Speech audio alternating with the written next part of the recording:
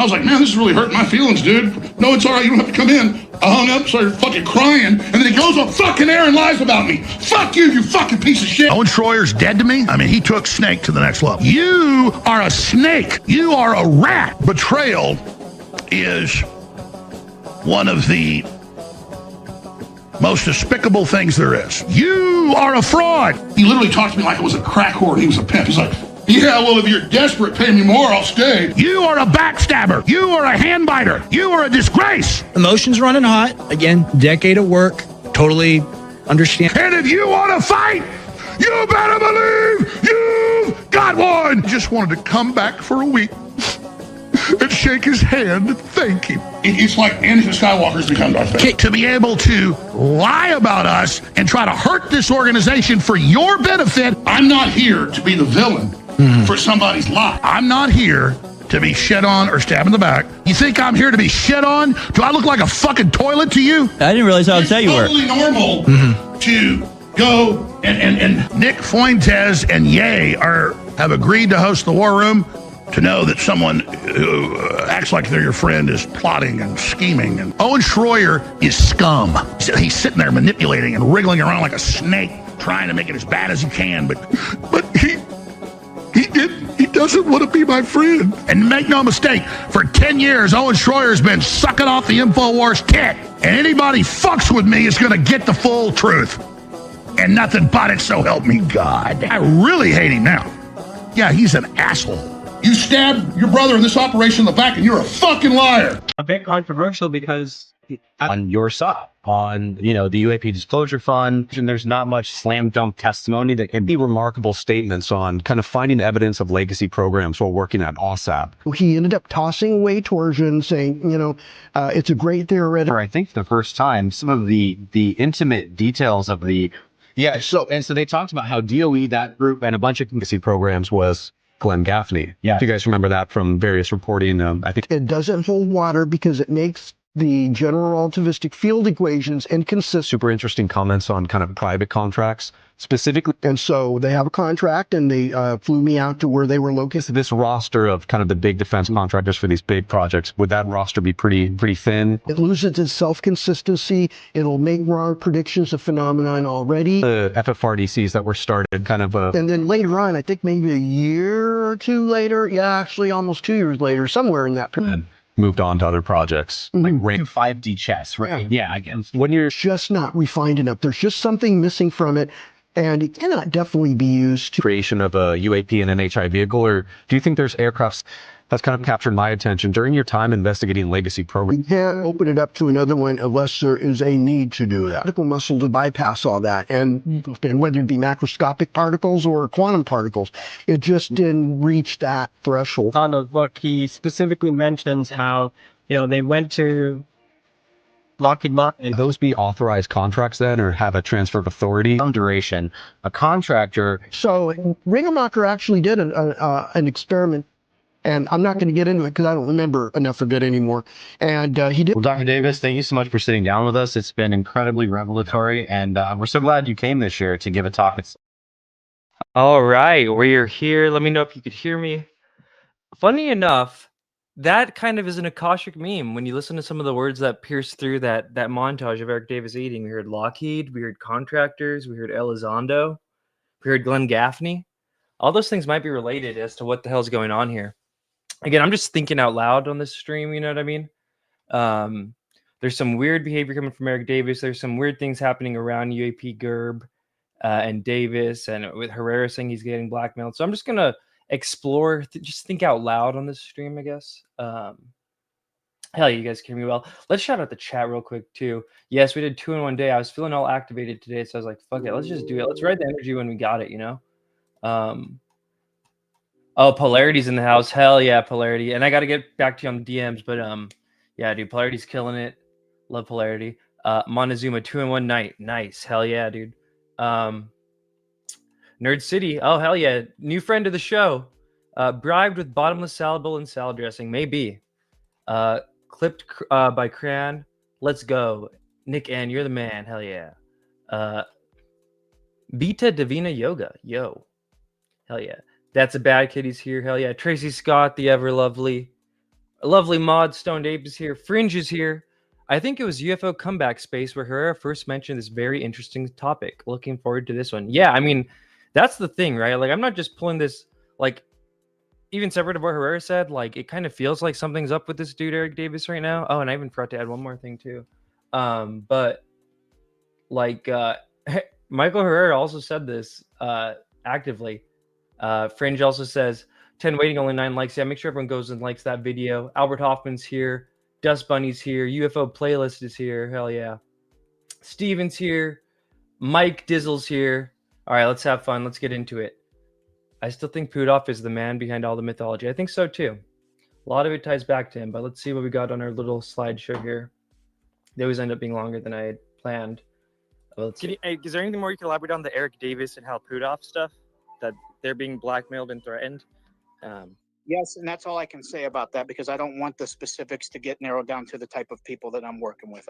Like I said, if it ends up coming out, aside from me saying this, that by all means, I will talk all day about it. I want people to have the knowledge and the truth. I'm trying to be transparent as much as I can with one, not jeopardizing the people I'm talking to and keeping them safe was most important, because without these people, we don't have anything to stand on. And that's the truth. So yeah, this was the unrecorded space. All right, let's go to Ocean. Yeah, so this is the unrecorded space about a month ago, a month and some change. Ocean's here too. Nice. She got the little shout out there at the end too. So Michael Herrera, who's Greer whistleblower, his story is the claim is he's a Marine in Indonesia in like 2006 or something. He stumbles across some kind of operation being done with UFOs, and it almost seems kind of like a trafficking situation. Something really interesting I find about Herrera's testimony. Well, one, he seems like a nice guy. I'm just gonna throw it out there. There's a lot of weirdos in this field. He seems at least like a nice guy. But I've never seen a whistleblower come out, or a quote unquote whistleblower come out, and then have another whistleblower come out a few months later. And damn, should I play this too? And have like them retcon their story. So that's kind of like what happened with Barber, right? Let's see if anything comes up real quick just on the X thing. Okay. Yeah, screw it. Let's do this real quick. Just because, like, I'm not saying believe her or don't believe her, but him making this claim isn't just kind of like random, in my opinion. Let's do this. Let's a little bit of his testimony from the Greer thing. What I'm about to tell you hasn't been something that I've disclosed until recently in the help of Dr. Greer, among other people. So I appreciate your help with this. In 2009, my unit, which was most degraded infantry battalion in the entire Marine Corps, which was 2nd Battalion, 5th Marines, was called in to do humanitarian assistance operations out in the Philippines, which was Operation Kitsana, which we were attached to the 31st Marine Expeditionary Unit, which conducts maritime operations all throughout Southeast Asia, in conjunction with the 7th Naval Fleet, which houses one landing helo deck, or LHD, among LPDs, which is what I was on, called a USS Denver. Ironically, that's where I'm from, so kind of felt like home. Now, during that operation in Kitsana in the Philippines, they had actually heard that a tsunami and earthquake hit the western part of Sumatra, which is western Indonesia, Padang City more specifically. Out of all the ships in the 7th Fleet, the ship I was on was the only one that was routed to that location, which was oddly strange. But then again, this is my first humanitarian operation, so I don't know the logistics of it, but the skipper of the ship would probably know that information. So this happened September 30th. We end up getting called and dropped anchor around October 8th. We are briefed in the ward room, which is the officers' mess, where they eat like their cafeteria per se.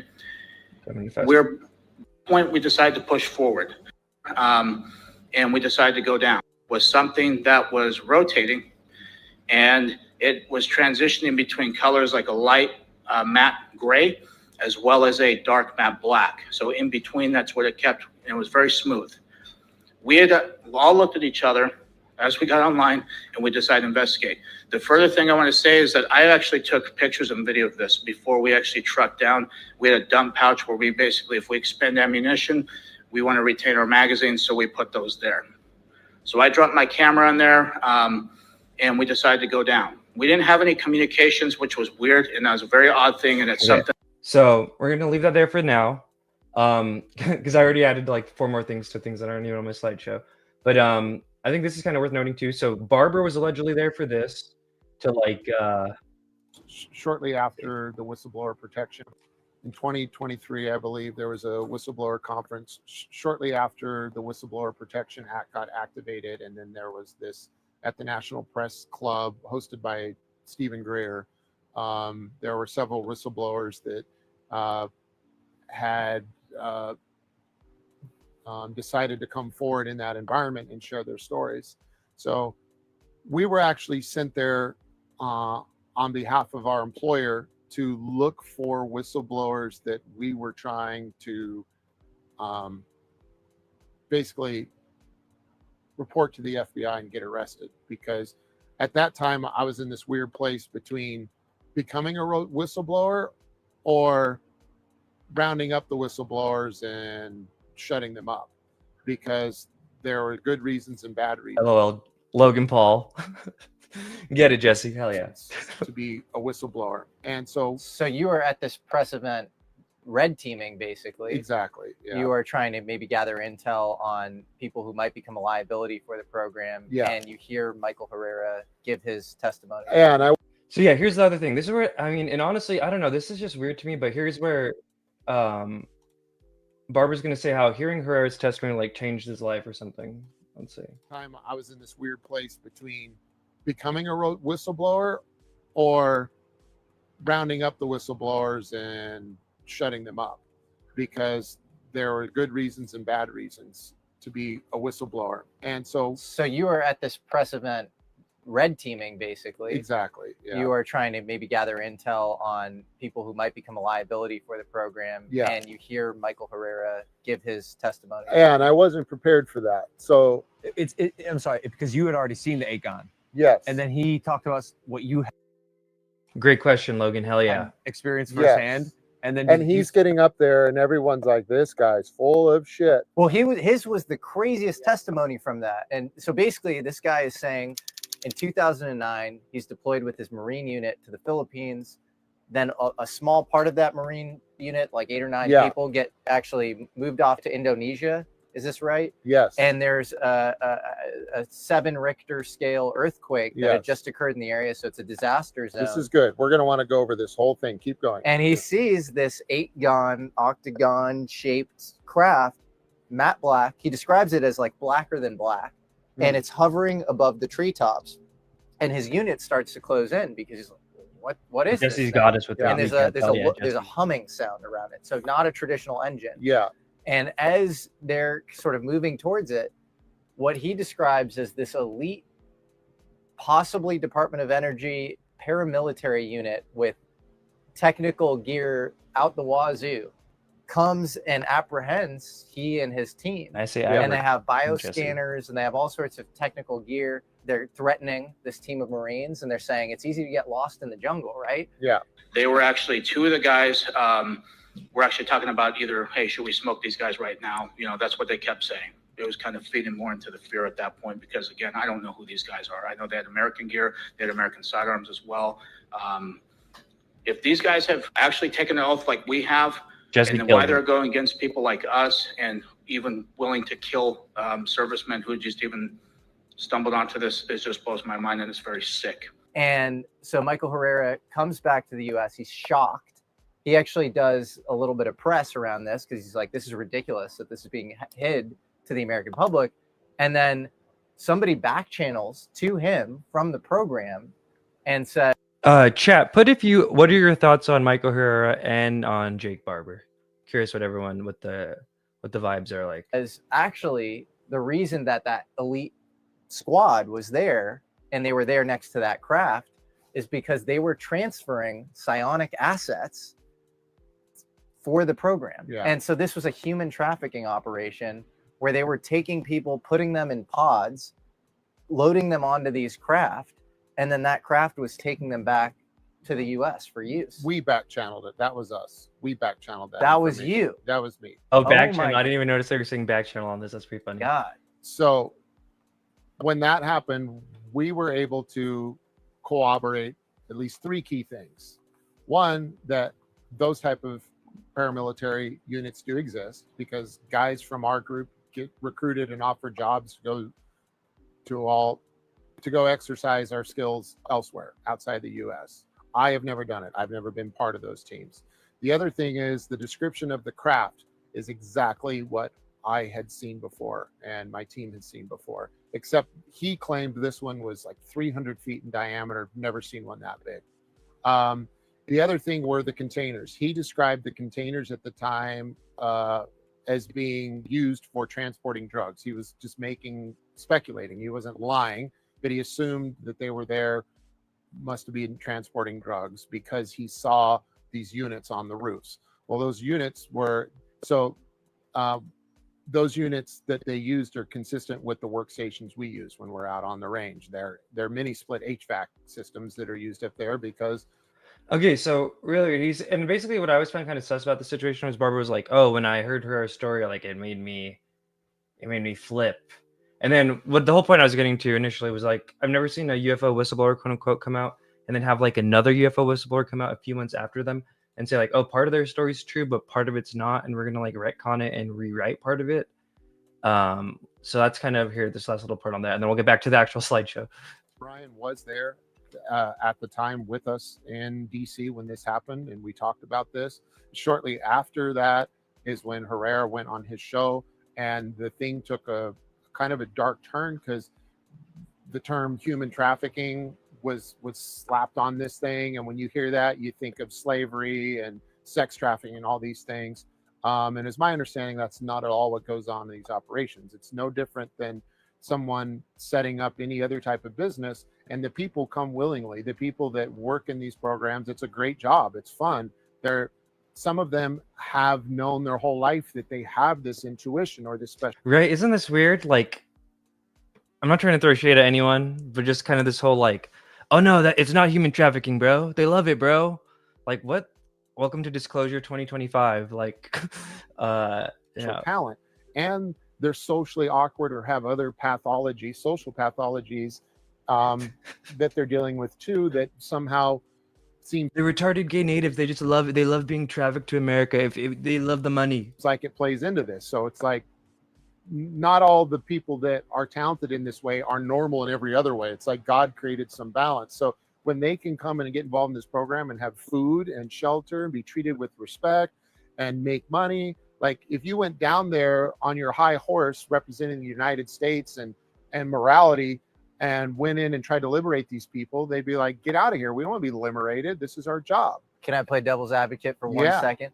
I think in the Michael Herrera testimony, he thought that whatever organization this paramilitary group was from was taking advantage of the fact that Indonesia was this disaster zone. Right. And some of these people could go missing easily. Yes. And so that to me sounds that's one theory, or the kind of weird, right? Kind of reminds me of when Hillary Clinton's aide was like trying to traffic all these kids out of Haiti after an earthquake, because there's just kind of weird earthquake shit going on. The hurricane, the natural disaster was actually threatening a workspace for this operation, and they needed to get the hell out of Dodge. Got it. I have no firsthand experience with that operation, nor direct contact with anyone involved with it. I know of that type of operation. I know of that craft. I know of those containers. And I know of operations that sounded like. And so the whole point of all this, and let me put a big giant red bow on it for you, is that this was one, I saw a good Marine up there when I saw Mike. LOL, clipped. He's definitely in the full amnesty crowd. LOL, that's, dude, I'm saying take note of the people who are like every time they're on TV are begging for amnesty. I saw a brother in arms doing his best to be put now with a microphone in his face in a fucking suit and tie in Washington, D.C., when he's cut out to be carrying a saw through the jungle. And now he's doing his best, and he's an honest, good guy, and I wasn't going to let him hang. So I sidebarred Greer and a bunch of other people and said, we need to talk about this. I thanked Michael.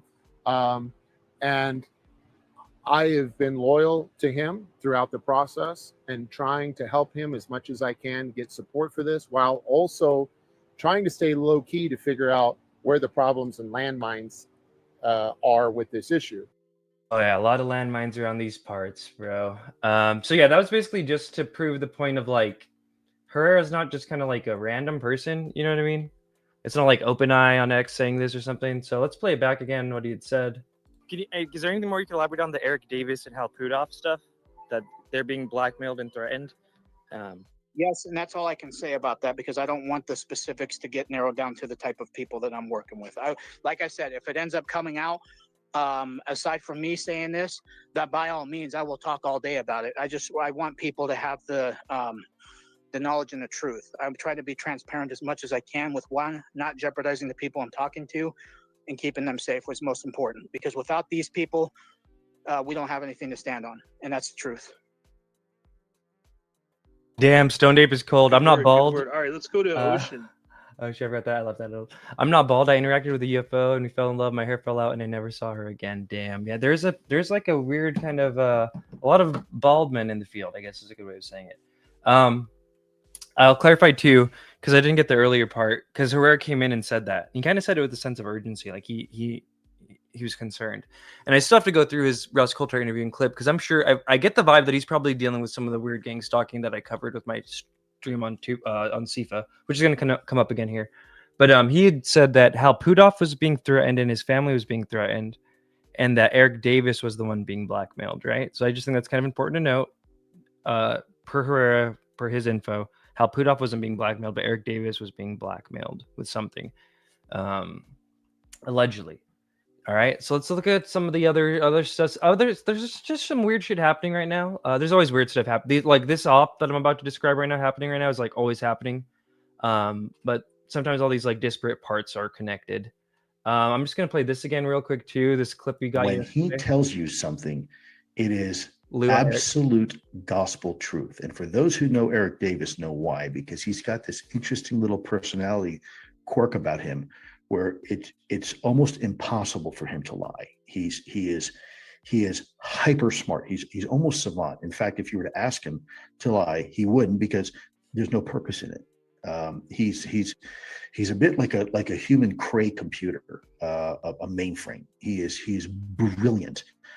And if he tells you something or he says something, then it is absolutely the truth. I can validate and verify at least the things that I know people have asked about. He's telling the truth. Did you ask? So yeah, weird glazing of Eric Davis. What do you got next? We're still kind of cooking it together. So yeah, first kind of weird thing, right? Was this a few days ago? Him saying next congressional hearing on UAP is November 9th. Is November, not September 9th. Somebody says in response, did they postpone it? Thanks for the heads up. Eric Davis says, Andrea L., it's looking that way since there's nobody volunteering to testify. Like, why would he say this? Seems kind of dumb, right? Rep. Anna Luna like checked his ass immediately. UAP hearing has not been postponed. We have great witnesses. Whoever is saying that is literally making stuff up. If there are any changes to the hearings, you'll hear from me first.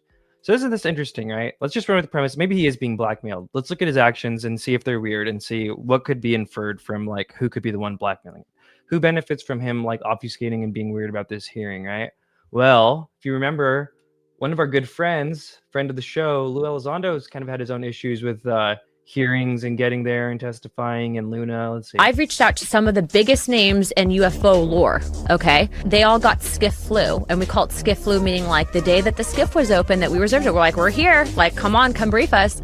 They get sick or their dog dies. So they ghost you? They ghost us. Yeah, so I'm like, well, if you're not gonna tell me to skip, then you're full of crap. Or you're scared for your life because you're just a scientist. I'm not interested in hearing. After several visits to D.C. at the request of members of Congress at my own expense, we were given cancellations at the last minute. After coming back home again, I made it clear the last time that I had a pre-existing commitment. I was given 3 days notice and no guarantees while having committed to speaking in Oregon publicly available. Luna knows the truth and we have the emails to prove it. I will chalk this up to her not being informed by her staff and an innocent mistake, I hope. Otherwise, let this be a lesson to future whistleblowers who want congressional protections. This is all about media attention and less about truth. I hope this is not the case, and I suspect Chris Mellon and others at UAPDF that know the truth may have more to say about this. doxes all these I've reached names out and to some of the emails. biggest names in UFO lore, okay? And they all got skiff flu, and we call it skiff flu, meaning like the day that the skiff was open that we reserved it, we're like, we're here, like, come on, come brief us. They get sick or And their they didn't dog recover dies. and come back? They didn't recover, and then they just don't talk to us anymore. So They ghost you? They ghost us. Yeah, so I'm like, well, if you're not going to tell me to skiff, then you're full of crap. Or you're scared for your life because you're That- just a scientist who doesn't. Now, I don't want to be the Lue Elizondo show, but this motherfucker is doing so much shit, and he's in the middle of like this crazy epic crash out after being like the pinnacle of this entire movement. And I feel like he's just thrashing everything on the way down, right? So like he had this weird shit with Luna. Then he had his lawyer come out, remember, and say that Grusch was threatening to subpoena Lue. Rep Luna's threatening to subpoena Lue. If you also remember in the middle of this, not only he doxed those emails, she accused Lue Elizondo of lying basically about being in the UAPDF and like acting like he was still in it after he'd already gotten fired. So like pretty big accusations, right? From a congresswoman to like the head of the movement, right? America's hero. So just a little data point. Maybe I'm wrong. Maybe I'm off. Maybe I'm not. Let's look at what else has been happening in this kind of sphere. Okay.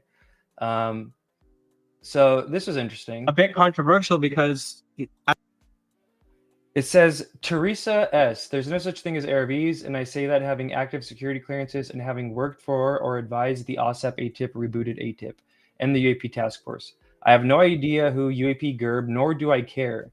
People like that are nothing but armchair hobbyists with no credibility for their opinions and belief systems. So within a few days of obfuscating the thing, mind you, the classic interview of this salad eating thing on your side on the UAP disclosure fund, and there's not much slam dunk testimony that can be remarkable statements on kind of finding evidence of legacy. So kind of do like OSAP one. for I think the first time. Some of the There we go. Okay, so details of the that might clash too much. Well, anyways, this was not too long ago. This is like one of Eric Davis's only long interviews, and in this statement, he's acting like Gerb doesn't know shit, but also shitting on him, right? Like, it's like, if you don't know who it is, then how can you be like shitting on him? I don't know. To me, I just find that weird. Maybe it's connected. Maybe it's not. Maybe I'm schizo. Maybe I'm not. Let's see what else next do I got.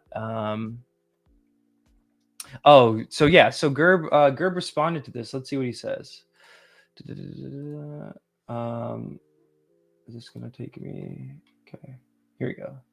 Because it was very weird. So this is what he said. Let me see. Can you see that?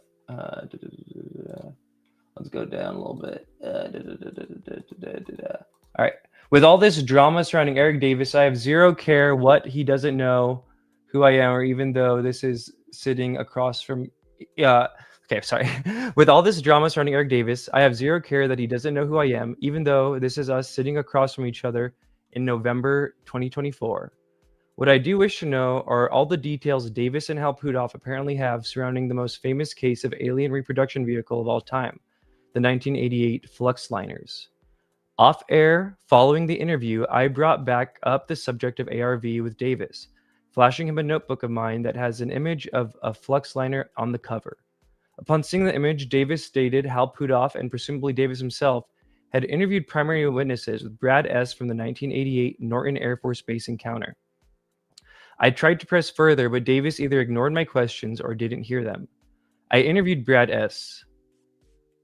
Is quite a feat only accomplished before by aerospace illustrator Mark McCandlish in 1988 and senior editor for Aviation Week and Space Technology Bill Scott in 1990.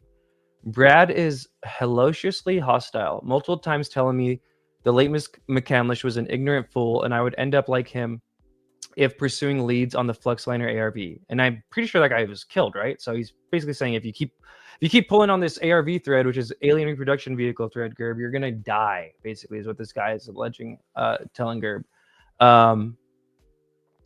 If I kept pursuing leads on the Flux Liner ARV, in a previous tweet, linking comments, I have grown to believe Brad S. played an intricate part in the design of the Flux Liner and wasn't some innocent bystander who serendipitously came across the classified section of the Norton Air Show as he relayed to McCandlish.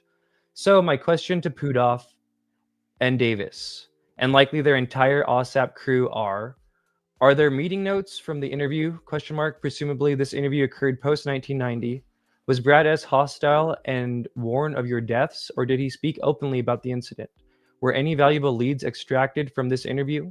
Did this interview kickstart an investigation into ARV RDT&E in Antelope Valley, California? Why has Puthoff never once mentioned interviews this insanely high priority? Or why has Puthoff never once mentioned interviewing this insanely high priority witness? Did Brad S. interview or brief with any other OSAT member? Was this a sole interview or a series of interrogatories? I think he's like Canadian, so maybe that's what that is. Was Brad S. willing to speak, or was he forced, coerced? Was Brad S. an industrial designer within SoCal UFO legacy programs? That actually worked on various elements, likely designer, Fluxliner. So sorry if that was kind of hard to follow. It was really long, but he's basically calling out Eric Davis for acting like he's brand new about this whole the ARV situation, because I guess Gerb's like all into ARVs. So yeah, not only does he shit on Gerb and then acts like he doesn't know Gerb, but then he says there's nothing to ARVs. Interesting enough, ARVs are also mentioned in the Wilson Davis memo, which is like Homeboy's one of his claim to fames. Not by Wilson or Davis, but like by this guy William Miller or something like that. Been a while since I looked at those. So that's just kind of like a weird data point. I think, you know what I mean, that's happening. Gerb seems to be equating it to some kind of thing related to this Mark McCandler situation. Gerb's alleging that he was threatened. It seems like Gerb's alleging maybe they were threatened over this. So maybe those are connected. I know Gerb and Herrera are connected, so maybe we're seeing like two little vectors of the same through line of like what the hell's happening behind the scenes with these people. Why is he acting all brand new about Gerb? He just interviewed him.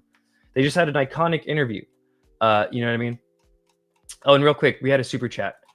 Andy Ortega, this is for the Luna clip. Hell yeah, thank you, sir. I've reached out to some of the biggest names in UFO lore, okay? They all got skiff flu, and we call it skiff flu, meaning like the day that the skiff was open that we reserved it, we're like, we're here, like, come on, come brief us. They get sick or their dog dies. So they ghost you? They ghost us. Yeah, so I'm like, well, if you're not gonna tell me to skip, then you're full of crap. Or you're scared for your life because you're just a scientist. I'm not interested in hearing about people's books. I'm interested in hearing about whether or not people can answer the questions, because we are trying to get this into the archive. Doesn't get much better than that, right? Luna looking like that while shitting on Lue. I mean, not literally shitting on Lue, but okay. So that's interesting, right? Here's another little interesting data point of just shit happening right now. It might be connected, might not. Like I said, I personally think we're looking. Oh, Darren Reed's here, Lue Crew. Hell yeah. I think we're just. I think a lot of the stuff we're witnessing and probably going to be continue witnessing for like the end of this year and beginning of next year, and is just kind of like the implosion of Lue kind of situation. So I think this might just be like another front of that. Let's see. You know, I cover everyone. So this is interesting. This is Vetted, friend of the show, speaking about the bots done against him when he covers Lue, and then interesting enough when he covers Gerb. Unvetted, right? I've been doing it for a long time. I do tons of videos, just like y'all, and I've covered all kinds of people, and I get all kinds of reactions. But one thing I will say is, anytime I cover Lue Elizondo, I get attacked left and right by bots and trolls and this and that and your Darcey Weirs and all this shit that come out of the woodworks. Your Mike disclosures, your all this shit. And it's just very interesting to me that happens. I kind of use that as a gauge because, for instance, if I cover Greer, nothing happens. That's what I always say too. No one's ever reached out to me about Greer or talk shit or doxed me or some bullshit or nothing. I can be critical of Greer. I can ask questions. I can do whatever. Nothing ever happens. But anytime you cover Lue Elizondo, it is an absolute shit show. And another thing I'll say, which is just very interesting, and I'm not trying to start shit. I'm just saying the data. The worst time I have been attacked covering somebody unvetted, which this name is going to surprise you. I'm not joking. The biggest backlash and attack that I got, was when I criticized UAP Gerb. And I found that to be quite fascinating that all this, the most shit I've ever gotten for covering anybody. It beat Lue Elizondo. It beat everybody. When you say covering, were you criticizing him or were you just covering him? And were the backlash about covering him or about criticizing him? So, criticize is subjective. I was asking questions about Gerb. because I have a history with Gerb going back a couple of years with Michael Herrera and all this stuff. And I was just curious why he's called such a, the #1 UFO researcher and how he has all this information. And I just was asking questions about him. I didn't, you guys know me. Yeah, you guys know me. I'm respectful. I don't call people names. I don't talk shit. I don't do that on my show. Nobody can find a clip. Go find clips and post them. So the backlash because was you about won't. in defense of Gerb. Correct. And it was insane, dude. The amount of comments and comments that offensive, like all this shit on YouTube, analytics you can see, just coming out of the woodworks, messages I was getting, emails I was getting, my Discord blowing up. I couldn't believe it. I'm like, holy shit. Bro, I never had that kind of reaction to any video I've ever done. By people that you knew? Just like everyday people? Yeah, people I knew and people I didn't know. Most of them were people I didn't know, just bots and trolls and whatever. It's hard for me to tell on YouTube. And you know what? That Twitter, could be who's too, real though. and who's not. I've seen them do this too, where they'll do that first, they'll Lue Crew type shit, Lue Crew type shit will inject that into a dynamic that it's let's say that is happening, right? It's like Gerb wouldn't be the one doing that, someone else could be doing that. I've seen that happen before too. He seems Oh yeah, no, pretty I'm chill. not accusing Gerb of anything. I'm saying the reaction I got. I don't know where it comes from. I often wonder that on my show, dude. How I see these bot comments and these things. I'm not who's paying for that? Where's this coming from? Or are those real people and I'm an idiot and I can't tell because it doesn't seem I would like say it. that's probably the case. You think? And then good old Wagwas came in all hella activated supporting Gerb. No, that's what did Vetted say too? He said, it's funny how the moment I asked a couple of questions about UAP Gerb on my channel, I got hit with the biggest onslaught of bots I've ever received, covering anyone. Just saying, that's weird. Missile Man, another friend of the show, says, he's a very well-liked guy, very well-respected. I wouldn't jump to the conclusion that they're bots. Vetted says, I'm not saying he isn't a nice guy or well-respected or anything of the like. I have zero problems with the guy, but I've been running a YouTube channel every day, basically for 2 years, and I know what bots look like. No offense intended, but some were fans, but the majority were not. They were bots. So isn't that interesting? We got this dynamic at play too, and I trust Vetted's analysis like that. When you're on the other end of some of this stuff, you notice shit that you just wouldn't if you didn't, right? As when I started doing this kind of Skyfire News type stuff, putting clips out there, and you just you can tell when shit's weird and when shit's not. And again, kind of like I was saying there, I want to be clear. I don't think Gerb is doing that. My personal theory is that, and I've already seen this, they pit people against each other like this. And Vetted's actually already kind of been part of one of them where they try to basically pit Vetted against the Y-Files via Darcey Weir. I know I should probably do a stream about that at one point too. There's all these weirdo little ops happening all the time. I think I have something to kind of show that isn't this interesting that amidst this weird Eric Davis stuff, we're also getting this weird bot thing. We're having a weird Eric Davis Gerb thing, and now we're having a weird Vetted Gerb bot thing. Let me see what I got here. This Ashton is at all. This is back during when Ashton first came out, before he even went on Julian Dorey and stuff. This is some of Lue's personal friends discussing bots and stuff, and then they reveal that they know how to they know how to buy bots and shit. Because I still don't even know how to buy bots and all this stuff. I always get accused of that by Lue Crew people. Also, the other thing I want to talk about Who this Ashton dude is at all. I genuinely don't. I noticed him in the last couple of days. I want to know what you guys' thoughts are on him clearly generating fake followers. For those who aren't aware, he's generated almost 2,000 fake followers in the past 24 hours. And I wanted to know how I keep hearing the term community. I've never felt part of any community. I feel like people who speak their mind are attacked immediately. On Twitter, his Twitter followers went up 2,000 overnight. Bro, it's literally almost 1,500 followers. Before Shane turned good, that's when he was still hate group. And that's the same shit that dickhead Chris tried to fucking pull, was he made all these fake followers and tried to say he was attacked. And you guys need to open your eyes. Yeah, Tupa did the same shit. I don't doubt it, because these people are desperate to try to appear like they have a voice when they're not making any content. I watched that Ashton guy's YouTube live yesterday, and it was fucking pitiful. and I was hoping to learn something and play devil's advocate and maybe even debate him. And the guy is not looking for debate. He's not like, and quite frankly, it's really, and just as a human being, it's really distasteful for these fucking poor families that are families of the people that died in this flight. And we're over here giving them false hope. Take a long look in the mirror, because I don't even know how to make a fake follower. But I know damn well there's services that are very cheap that you can buy literally followers by the thousand. I'm just Lose saying, friends there ain't know a all space about I've the ever services. participated in. I've done a great fucking space or two. Not one of them do you get over 25 followers. So that's dog shit. If somebody tries to play that, Chris guy tried to say that Elon Musk was helping him, or that, like, it's all the same shit. It's embarrassing. It's the exact same graph. If you look at go through Tupacabra's followers, literally 2/3 of them are no-name spam bots. It's because you can buy followers, especially if you have someone like Kimball who just will throw money at you for being So Lue Elizondo's personal friend and attack dog KMF knows the exact way to buy bot followers for people. And funny enough, a bunch of people that he goes after all have the same kind of weird bot followers. So like they buy it for other people. It's very weird. I think they do it to get people's accounts taken down, or to like inflate situations like this, right? Like I think Lue Elizondo would love nothing more than for Vetted to like get super pissed at Gerb and that become this whole thing, right? And I'll get to it. Why I think Gerb, all this shit's happening around Gerb and Davis. Yeah, Here's another one. This is right when Ashton came out.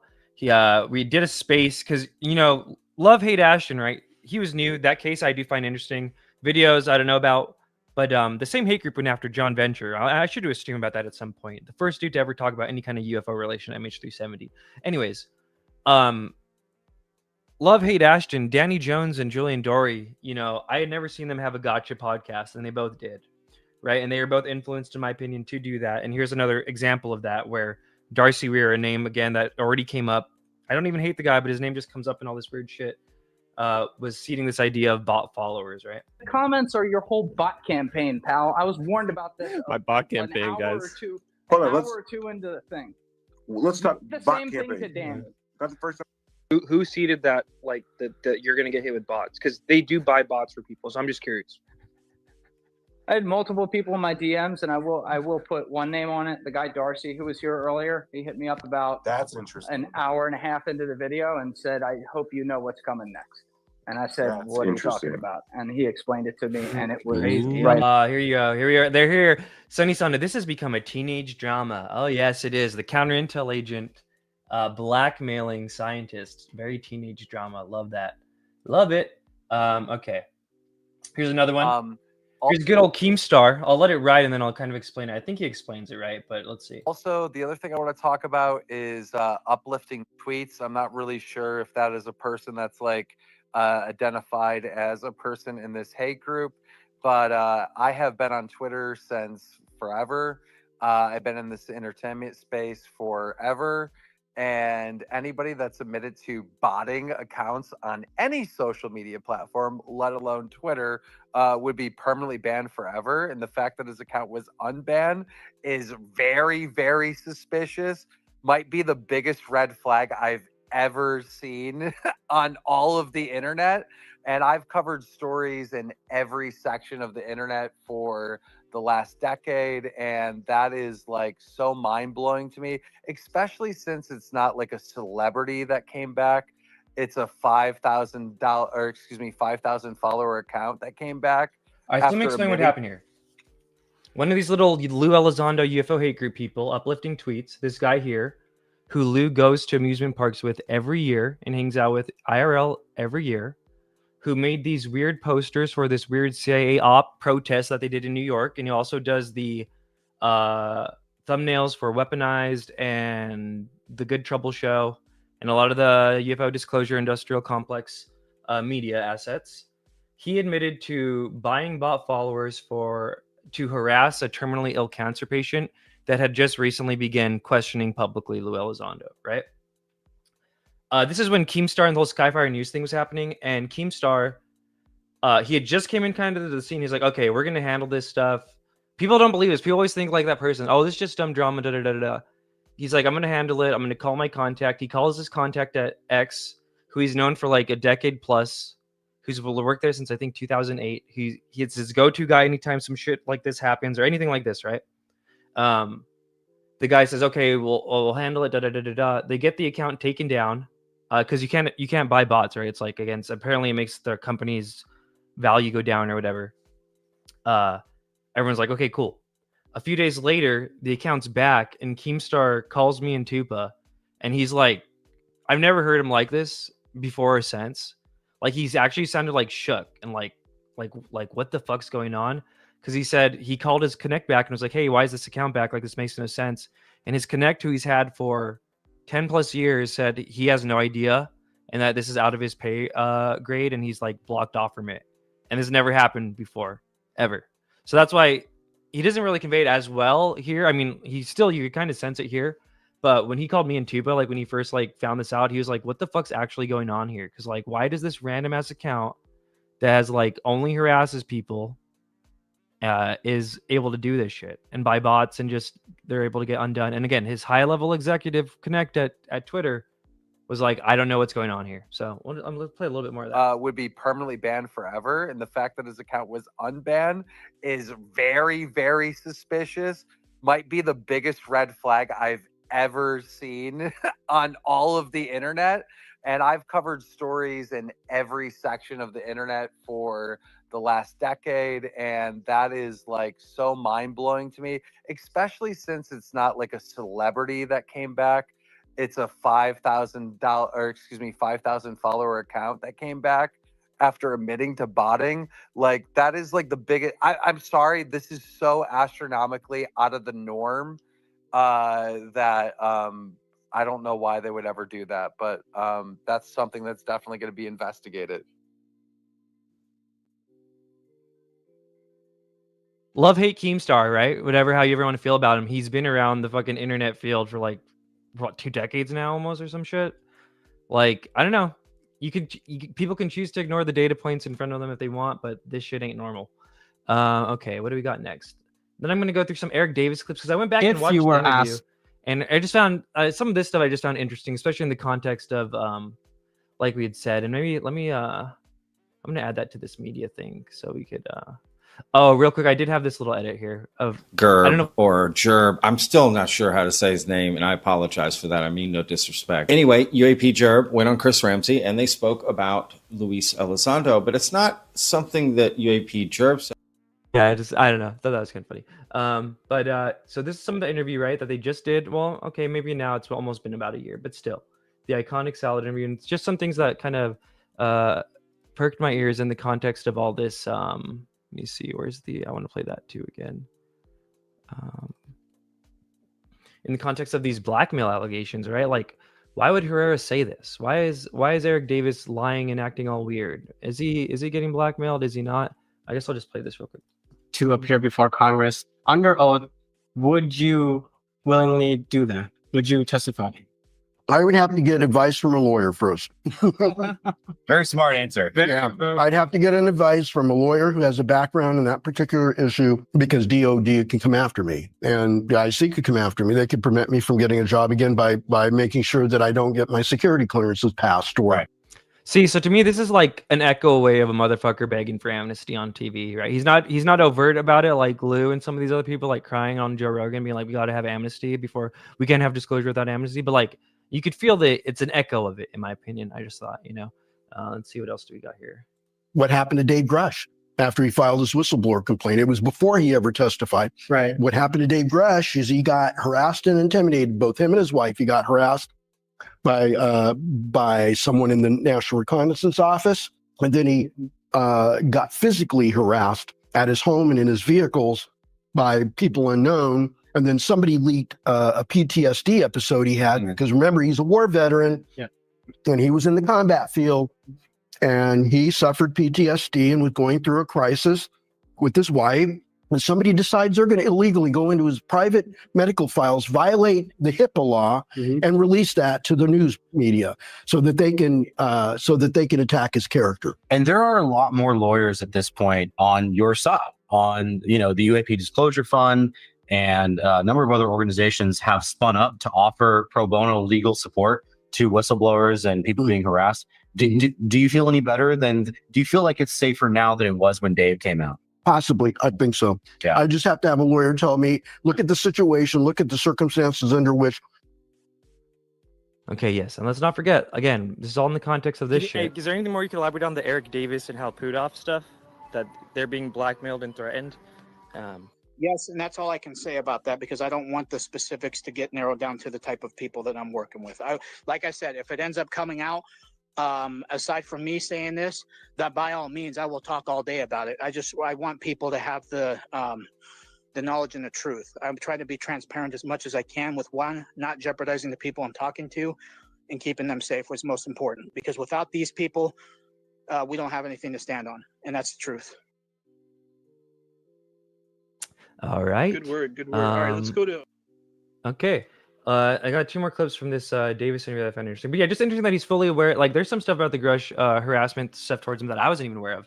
And I covered this beat hella hard. And so I just find it interesting that he's aware of the ins and outs of how dirty it could get sometimes, maybe.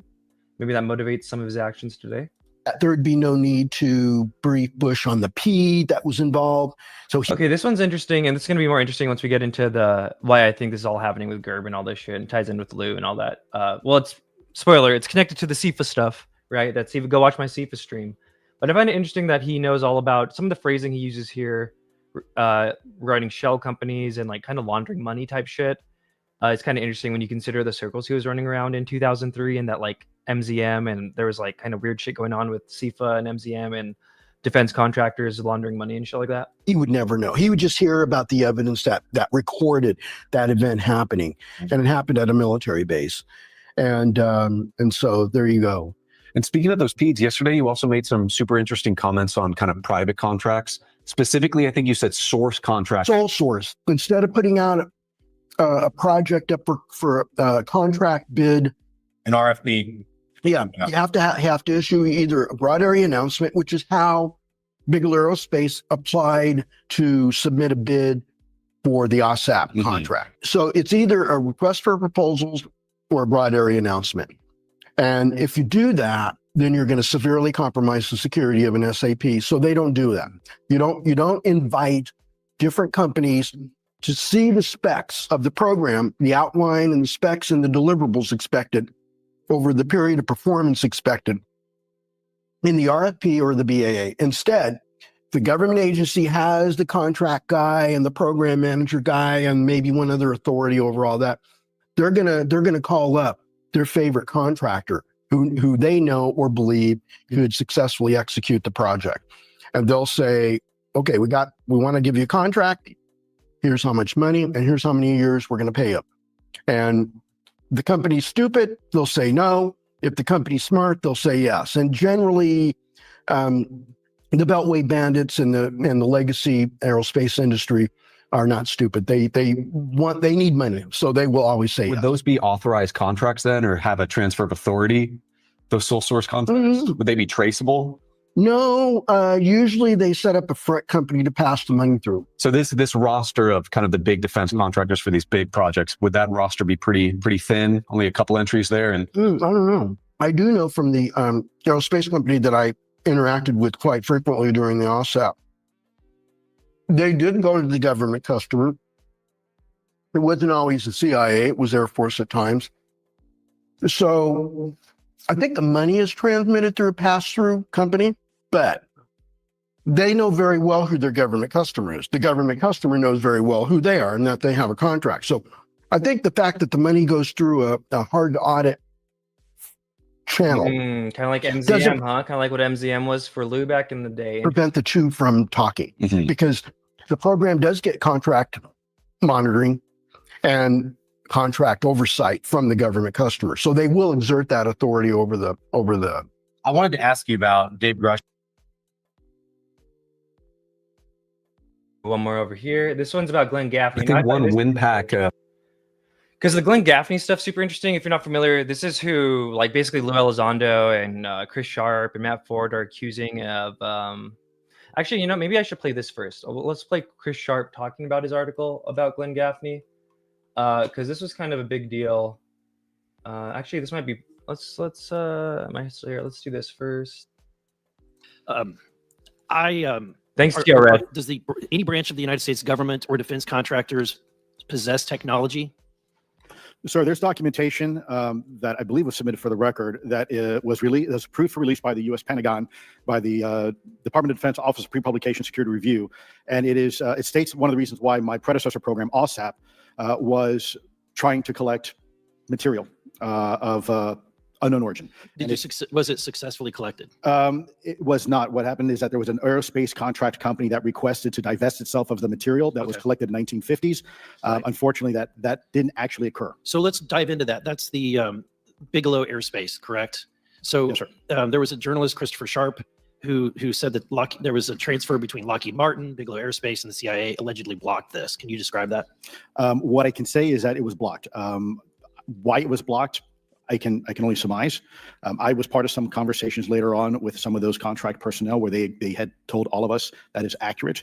What we required was a memo from the Secretary of the Air Force in order to make that complete, and that never occurred. And so when Secretary Mattis became Secretary of Defense, I decided it would be appropriate for me to try to receive a memo from him as SecDef, as Secretary of Defense, if we could not get a memo from the Secretary of the Air Force to transfer that material. So if that material exists today, who's in possession? Sir, I wouldn't be able to have that conversation in an open hearing. We'd probably have to have that. Okay,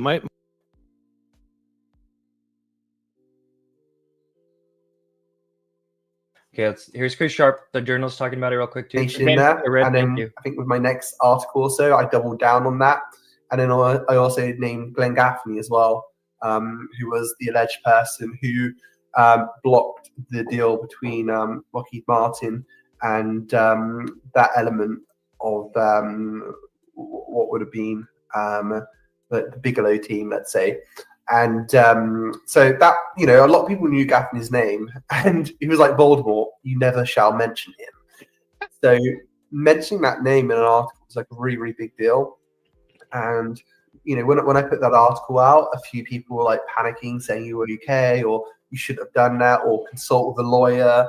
And, people were panicking. And, come to think about it in hindsight, well, actually, if you think about it, I'm not saying that Gaffney did anything illegal. I'm basically saying that Gaffney did his job. So if those materials did belong to the CIA's Directorate of Science and Technology, and Lockheed were supposed to send those back years ago, then how is he breaking the law in doing that? And how am I kind of alleging that any wrongdoing of him that would put me in danger? So when you kind of think about it, and sometimes in hindsight, you think, well, actually, that's not such a big deal. And I would also add as well that there may have been someone else involved with that.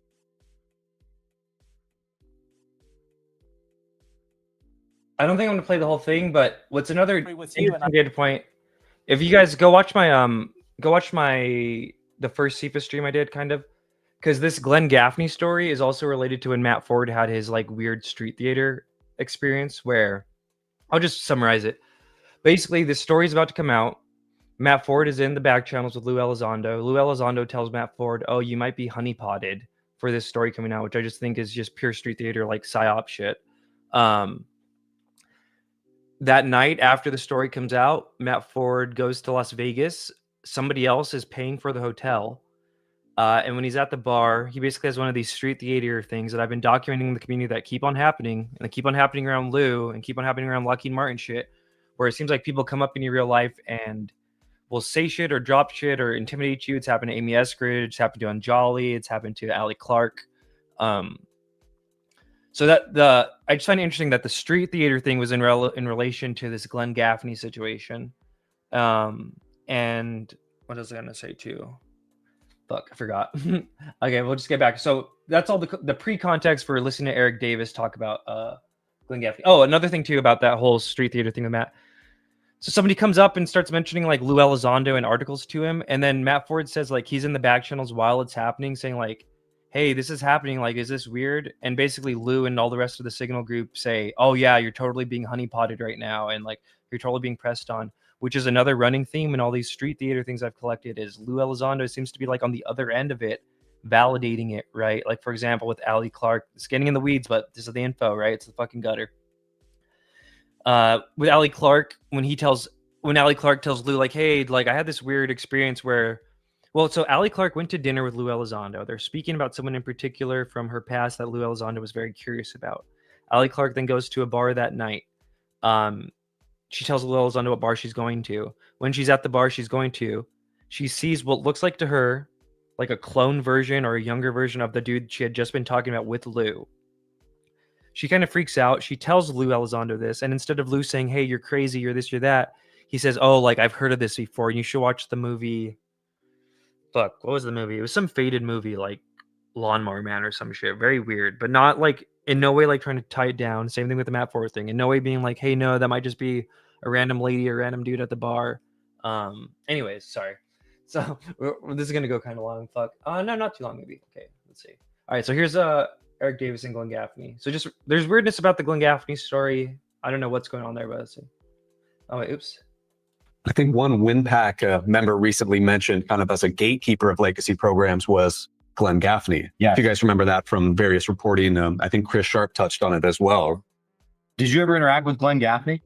I didn't have direct interaction with him, but the aerospace defense firm that we were trying to work with during the OSAP had direct interaction with him, as well as he was a senior VP, and the executive VP of the corporation had to have a conversation with Glenn Gaffney. Yeah. And he was very antagonistic about that company releasing to us under the DIA to NIDS. To NIDS, right? To us, no, to Bigelow Aerospace Advanced Space Studies and ERTEC. Right. To release to us their collection of crash retrieval materials that they've had since before it got shut down in '89. So he stepped right in the middle of it. First, he was surprised that that company still retained materials that when they were supposed to give it up and return it back in '89. No kidding. And then he said his answer to that whole question about giving permission for them to share it with us under that classified. Oh yes, on Jolly remembered the movie was Meet Joe Black, which is about like the spirit of death taking over different people's bodies. Very weird shit for Lue to do. And yeah, Lue was also promising Amy Eskridge that she would get all this money for her work, and then she would have street theater shit. On Jolly would have street theater stuff, and like Lue's personal friends were doing weird recon on her. I said, because that was SAP level, we were TSSCI. We were trying to get SAP, and Harry Reid was trying to get Deputy Secretary of Defense William Lynn to give us an SAP, and William Lynn denied his request. And the reason why he denied it is because Harry Reid was using political muscle, and you can't do that. It has to go through the security channels and the program management to create a justification and a need to give a program that's already TSSCI a SAP level. Okay, add on SAP. Politics. Yeah, so he's looking at, I can understand what William Lynn is looking at. The majority leader of the Senate is telling him, I want you to, in a very nice letter, the letter's been posted on the internet. So very nice letter saying, well, we have reason that we need to do this, et cetera, et cetera. And Lynn didn't buy it because that wasn't an official channel for how you create a SAP, a program that's already TSSI and elevated up to a SAP. There's a whole process, procedure, bureaucracy, and red tape that you have to go through. And Harry was using political muscle to bypass all that. And the executive branch is taught or trained not to do that. Capitol Hill is not their taskmaster. The taskmaster is the president of the United States, the commander-in-chief, the head of the executive branch. Now, who was the president at that? It was Bush. So George W. Bush, if Harry Reid had written the letter to Bush or actually met him face-to-face, which would have been far more effective. I don't know how possible it would have been, but it would have had a much higher chance that Bush would call down to William Lynn, or he would have maybe his national security advisor, Stephen Hadley, call the Secretary of Defense's office, actually, and maybe the Undersecretary of Defense for Intelligence and Security, and say, okay, there's this program, I wanted to get a SAP. Sure. And if the president says, I want a SAP, they're going to have to SAP it. And Lue Elizondo's book, he specifically mentions how, they went to Lockheed Martin to see if they could, get inside this program and have some of this material. And they were pretty much, blocked out by the program manager and, of course, the red tape. Glenn Gaffney was the director of the, he was the director I think his title was Deputy Director of the CIA over the Directorate of Science and Technology. And that's where the UFO or the UAP portfolio is held. So he's the portfolio owner at the time he was there. So I guess maybe his title is Deputy Director of Science and Technology. It depends on how they organize it those days. But anyway, that's what he ran that directorate. So he just stepped in the middle and just said, absolutely not. We're not going to do that. Damn it. In the longer clip, I'm not going to do it. It's already kind of going longer than I'd hoped. But I'm pretty sure Eric Davis says he talked to Glenn Gaffney. Very much just him being in the mix during that time I finished saying, okay, now to kind of like tie it all together, and then we're still going to do some more stuff on the landslide 14. Oh, actually a little more. Just another random data point, you know, Eric Davis serving on the advisory board for this thing called the Lifeboat Foundation, which may or may not be a Scientology front. And Jeffrey Epstien served on it at one point in time. You know, just, I don't know, maybe some things to think about when like these are being, is there anything more you can elaborate on the Eric Davis and Puthoff stuff? That they're being blackmailed and threatened? Yes, and that's all I can say about that because I don't want the specifics to get narrowed down to the type of people that I'm working with. Like I said, if it ends up coming out, aside from me saying this, that by all means, I will talk all day about it. I want people to have the blackmailed. Interesting. We'll just move it along. We'll chug along here. Yeah. Okay, so this is 2 clips. These are the only 2 times Gerb talks about Elizondo, and this is why I think all this shit's happening. Like Vetted said, what did Vetted say? Every time I talk about Lue Elizondo or some shit, all the weirdest shit happens to me. You know, and I'm not trying to knock anyone or anything, but Gerb is very comfortable like shit talking Greer, right? And you know, do your thing. But what's the saying to learn who rules over you, see who you can't question or something like that? Let's listen to what he has to say about Lue and why I think it's all kind of coming together here. Just it's tough, man, because you don't know who to trust. Right. You get a guy like Lue come here, you know, and talk about these things. And, you know, he's a really nice guy. Like I met him. He's like a super friendly person.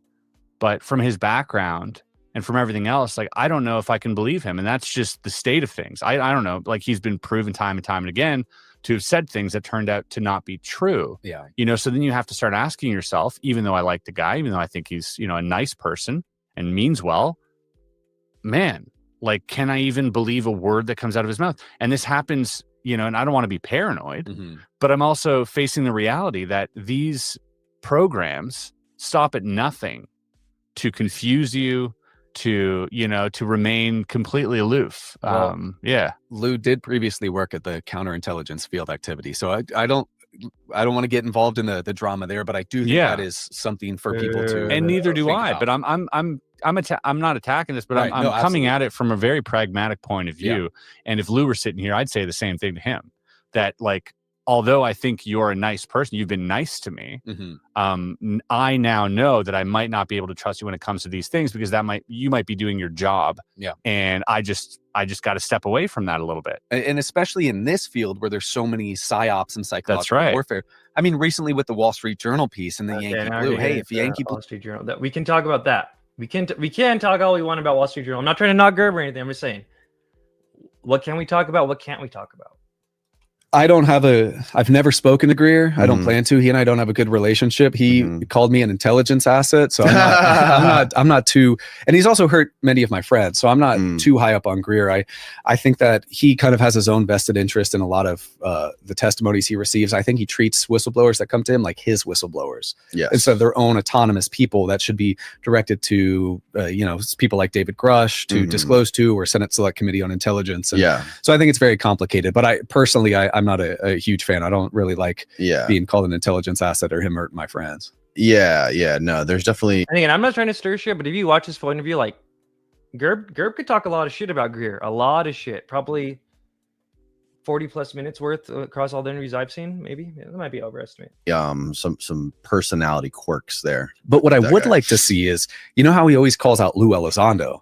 Yes, he's got this crazy. There's this crazy dynamic between him and Lue Elizondo, and I'd love to hear what you think about that. I would rather err on the side of like pushing for disclosure instead of like trying to get into like interpersonal problems and so forth, especially a character like Lue, who is surrounded by a lot of controversy. I do think we can shit on Greer for 40+ minutes, but when it comes to talking about Lue, I don't like to do that. And all I'll say is I think more questions need to be asked in documents FOIA'd about his time at CIFA in the early 2000s. I do respect that this is important. Counterintelligence field activity. Oh yeah. I on a pedestal of like high level whistleblowers, I put David Grusch and then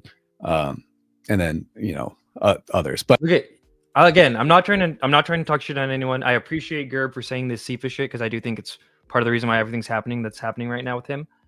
But like, he's afraid to even say Lue's name right there, bro. Afraid to even say his name after 40 minutes of shit talking Greer. To be asked in documents FOIA'd about his time at CIFA in the early 2000s, the counterintelligence field activity. Oh yeah.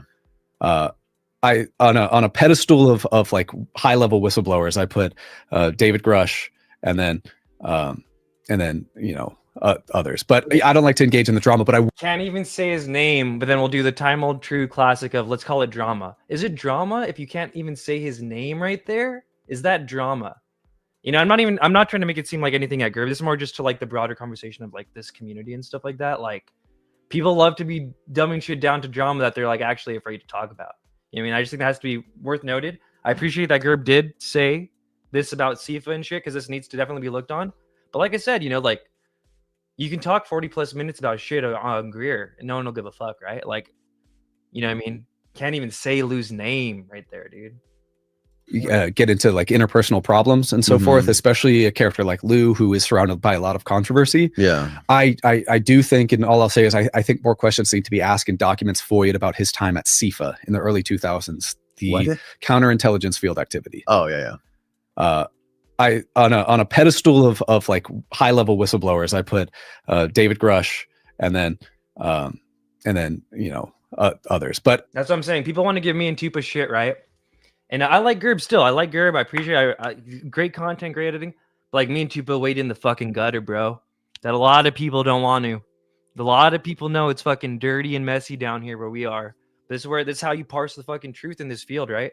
It's been dirty. It's been a fucking gutter since the 40s. Like you can't get truth without this. And then basically the point being is, although, you know, I want to be clear. I'm not knocking Gerb. It may sound like I am. I think these things have to be highlighted because Gerb is a really good researcher, and he motherfucker can't even say his name right now. Although he only said it twice, right? Talked all that 40 minutes plus shit about Greer.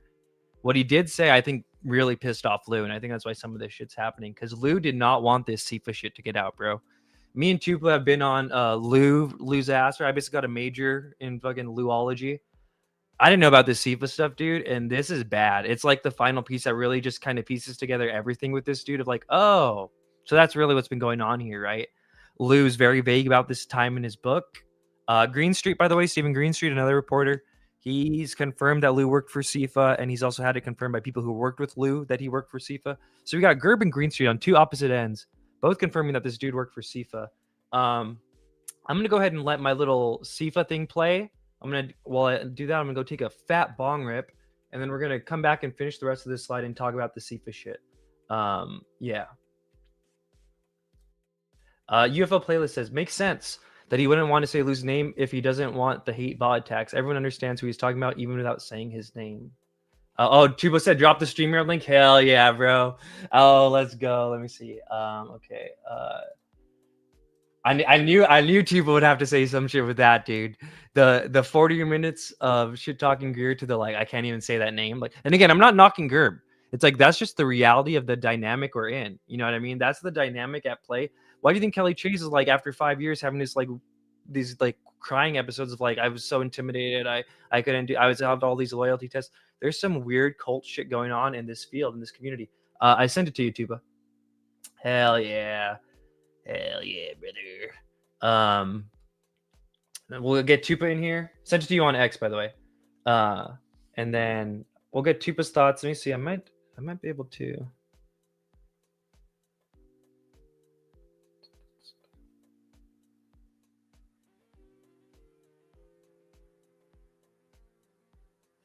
There he is. Tupa. What's good, bro? What is up, man? This is I love this. Dude. What do you think about it's drama, but we can't say? And again, I hate that it sounds like I'm not trashing Gerb. Like I'm actually really trying to. Believe it or not, I'm trying to be here for Gerb and illuminate him because like I feel like people want to get in this field and act like Like you can navigate and not brush up against the gutter, but like if you're gonna be doing shit that like matters, like it's impossible, right, Tupa? It Like the is gutter's gonna come impossible, for you. and know what I he's mean? doing a lot of navigating here. And I think the observation that he's not mentioning Lue and he's going hard on Greer is indicative of like the overall social like atmosphere, right? He's kind of like representing that. That's what it looks like to Yeah, me. and he knows. And I'm gonna play it from the beginning right here. I'm gonna let it ride. I've never spoken. I added my little I got my phone here, so when I'm outside, I'm taking this hit. I could do it. Is that what that little account is? That other guy? All right, let's see. Surveillance is to collect personal intel. I've never spoken to Greer. I don't plan to. He and I don't have a good relationship. He called me an intelligence asset. So I'm not too, and he's also hurt many of my friends. So I'm not too high up on Greer. I think that he kind of has his own vested interest in a lot of the testimonies he receives. I think he treats whistleblowers that come to him like his whistleblowers instead of their own autonomous people that should be directed to, people like David Grusch to disclose to, or Senate Select Committee on Intelligence. And so I think it's very complicated, but I'm not a huge fan. I don't really like being called an intelligence asset or him hurting my friends. No, there's definitely some personality quirks there. But what I would like to see is, you know how he always calls out Lue Elizondo? Yes, he's got this crazy. There's this crazy dynamic between him and Lue Elizondo, and I'd love to hear what you think about that. I would rather err on the side of like pushing for disclosure instead of like trying to get into like interpersonal problems and so forth, especially a character like Lue, who is surrounded by a lot of controversy. I do think, and all I'll say is I think more questions need to be asked in documents FOIA'd about his time at CIFA in the early 2000s, the counterintelligence field activity. I on a pedestal of like high level whistleblowers, I put David Grusch and then others, but I don't like to engage in the drama, but I would like to see a debate between those two, Greer and Elizondo. That would be really fantastic and interesting to see, because Greer always calls Elizondo a asset, basically a disinformation asset. Well, all right, Tupa, what you got, bro? I think it's weird that he takes such personal offense. I guess like Greer said some stuff. Okay. Like I get that. The being called an asset stuff. He said he hurt his friends. What does that mean? That's an odd thing. Yeah, I want to know more about that too. What does that mean? And you know what it reminds me of, Tupa? It reminds me of that joke where it's like, what's worse, the N-word or midget or something like that? And it's like, that's exactly right. Yeah. You could say midget. Like you can't say the N-word. You know what I mean? Like, yeah, people were like, yo, saying midget is like saying the N-word. It's like, no, it's not, dude. Because we're saying one of the words. Like when people try to equate the wrong thing, I think that Greer having a microphone and being critical is one thing. People can judge that, and they should judge that. I mean, he's out there putting himself out there in the open. I have not come across anything that I felt was pressure coming from Greer or Greer's side. I have felt that on the other side, for sure. I mean, and oftentimes even utilizing Greer, right? Like we're currently being called Greer agents, Mossad asset. You know what I mean? Or, well, that's kind of died down now. But yeah, like they're gonna like the weird thing is Greer's gonna have to make a statement. He's gonna have to say, I don't know what a Tupa is. You know what I mean? Like. Yeah, right. I know they put so much stock in it, right? Dude, I've made more videos about fucking Ross Coldheart than I have. You know what I mean? It's just it's so weird. But Gerb clearly has the freedom. And I think this is a social pass, not a personal one. He has the freedom to mention Greer as much as he wants to, but Gerb it's is not even Gerb's fault. It's the environment that we all exist in. That's what I think. I agree. I 100% agree. I think it's the environment, and he's kind of like the, he's not going outside of what that is, and I think that's fine. But he is, I mean, dropping some information on Lue while he doesn't have. Well, and that's the thing too, right? Like he tried to bless his heart. That's why I'm not throwing any shade at Gerb, because he did drop some really important info, and it's like it sucks because he tried to be able to drop that. I feel like without getting in the gutter, but I feel like the gutter's coming for you, bro. Real quick too, we'll do rapid round of some of the stuff I already covered, but what did you think of this one? Is there anything more you can elaborate on the Davis and Puthoff stuff, that they're being blackmailed and threatened? Yes, and that's all I can say about that because I don't want the specifics to get narrowed down to the type of people that I'm working with. Like I said, if it ends up coming out, aside from me saying this, that by all means, I will talk all day about it. I want people to have the knowledge and the truth. I'm trying to be transparent as much as I can with. And I want to add another data That's point weird. too for my general thesis is that Gerb and Herrera are real close. They're boys, right? They've been boys for a while. I want to say too, all my interactions with both those people have been very chill. I've had more so with Herrera, but yeah, he's not. That's not just nobody making that claim, is it, Tupa? That Eric Davis is being blackmailed. No, that's pretty weird. And the fact that like he's saying some stuff. Did you even see think tanks mentioned Eric Davis? He goes, think tank. I haven't seen him tweet in I don't know how long, but the dude posted. He goes, so it turns out that all Eric Davis does is lie. Yeah, that was funny. Hell yeah! And real quick too, we got a super chat from Tracy. Thank you, Tracy. Oh hell yeah, Tracy. Where we at? Our boys are about to light the being if all truth comes out now on Lue. Oh, light the bong. Yeah, you know we have to, dude. We're not, Their being. I love it. it's you know, I mean, like, dude, even talking about this shit is just so weird. And like, I had to play the Keemstar clip for people earlier and shit. I did want to get your take too. I mean, fuck. Let me see. I could do it. I could bounce real quick. Let me see. So the context of blackmail, right? And then we had this weird thing with Luna, right? And I'd already highlighted for the stream how like this is happening amidst this. I've reached out to some of the biggest names in UFO lore. Okay, they all got skiff flu, and we call it skiff flu, meaning like the day that the skiff was open that we were. After several visits to D.C. at the request of members of Congress at my own expense, we were given cancellations at the last minute. After coming back home again, I made it clear the last time that I had a pre-existing commitment. I was given 3 days' notice and no guarantees while having committed to speaking in Oregon publicly available. Luna knows the truth and we have the emails to prove it. I will chalk this up to her not being informed by her staff and an innocent mistake, I hope. Otherwise, let this be a lesson to future whistleblowers who want congressional protections. This is all about media attention and less about truth. I hope this is not the case, and I suspect Chris Mellon and others at UAPDF that know the truth may have more to say about this. So I found it interesting that potentially blackmailed Eric Davis is obfuscating this hearing amidst all these weird things with Lue testifying, not testifying, getting subpoenaed by Grusch per Lue's lawyer, right? Isn't that kind of, or we just see Lue everywhere, huh? It's just us, right? And then also combined with this, right? All of a sudden, Eric Davis acting like he doesn't. Do you think Eric Davis really doesn't remember who Gerb is? Like he acts like he doesn't know who Gerb is, and he shits on him though. You think that's the just, shitting on him is weird. I think it's possible he doesn't know who he is.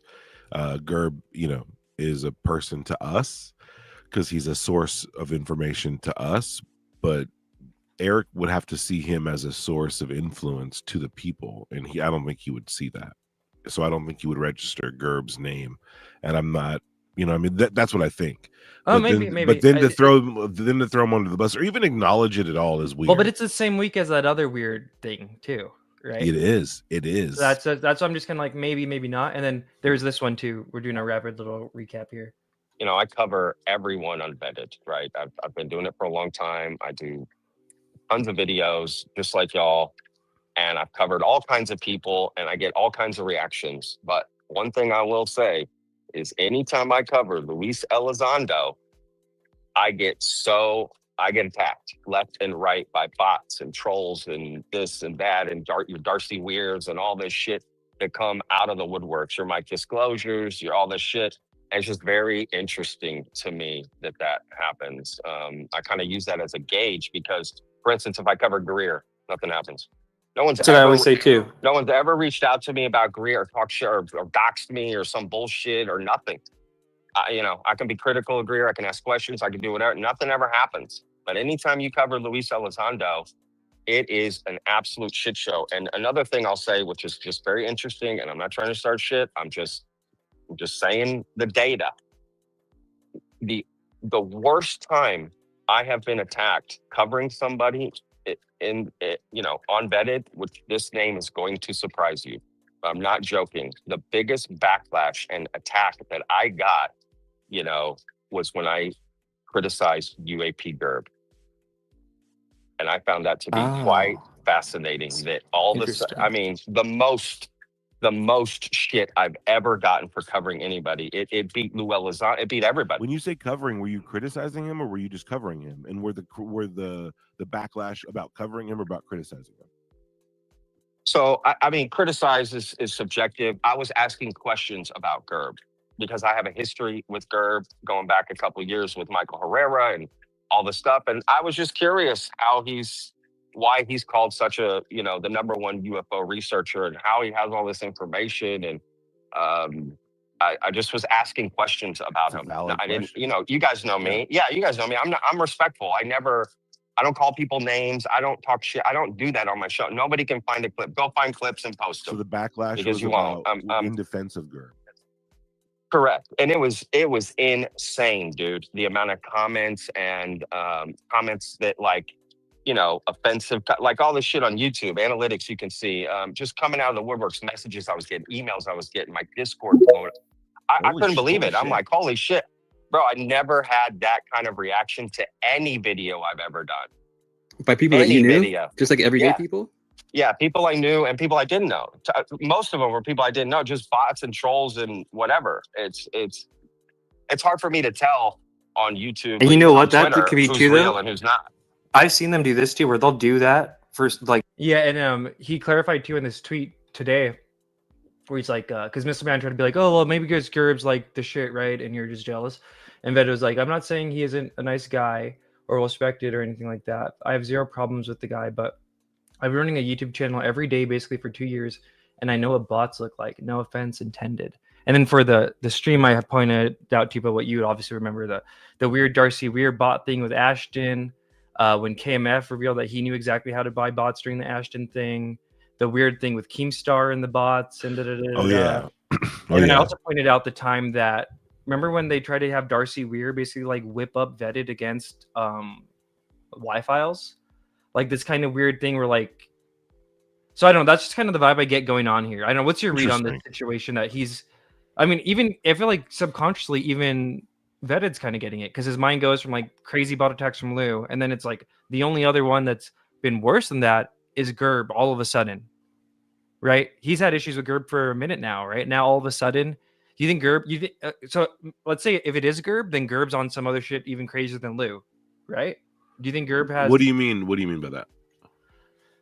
Like, I personally don't think it's Gerb. I think it's probably Lue, more likely than not. It's probably more likely the people who we know have consistently been part of some weird bot thing, and the people who we know have consistently been part of like whipping up two people to fight against each other kind of thing. When, like, had they not done that, it wouldn't have happened that way. So I don't know. Who do you think is more likely to be behind this weird bot thing for the Gerb stuff? You think Gerb's doing it himself, or do you think it's like an outside party doing that thing? Because I trust Vetted's analysis. Outside party. I think it's more likely that it's an outside party who sees Gerb as a vehicle for their messaging. Or they're like, not, and that's direct. It could be fanboys, you know what I mean, who want one thing or another to be prominent. I'm not sure, but it's an interesting data point, and to ignore it or to not be able to criticize someone, I think is stupid. That's never really going to work, and it just it serves to bring more attention to it. It's a Streisand effect, but a lot of people, Missile Man and whatnot, they see this guy as an important figure, and I think that's really cool. Going to have him rise up or whatever, when it comes down to like getting these narratives out. But I think the thing you're seeing is like through almost like a war lens, where if a new person's coming up, is he propped up or not? And that's not to say his followers or his research. I think he's. Well, I don't even think he's propped up like the person. I don't even think the person buying the bots is trying to prop him up. I think the person buying the bots is trying to stir shit between these two people. So maybe he stops talking about CIFA, because the other point here too is Vetted says, because Missile Man tried to do the thing of like, oh, like people just love Gerb, right? But Vetted's like, no, dude, I do this shit every day for 2 years. Like I know when bots are happening. I know when shit's weird, and like this isn't just people who like Gerb. He's like, this is like weird bot shit. You know what I mean? Which I think has to be kind of noted. Yeah, the potential for it to be stirred, someone stirring the pot, I think is high. and we know one group who's very capable of doing it. This is interesting.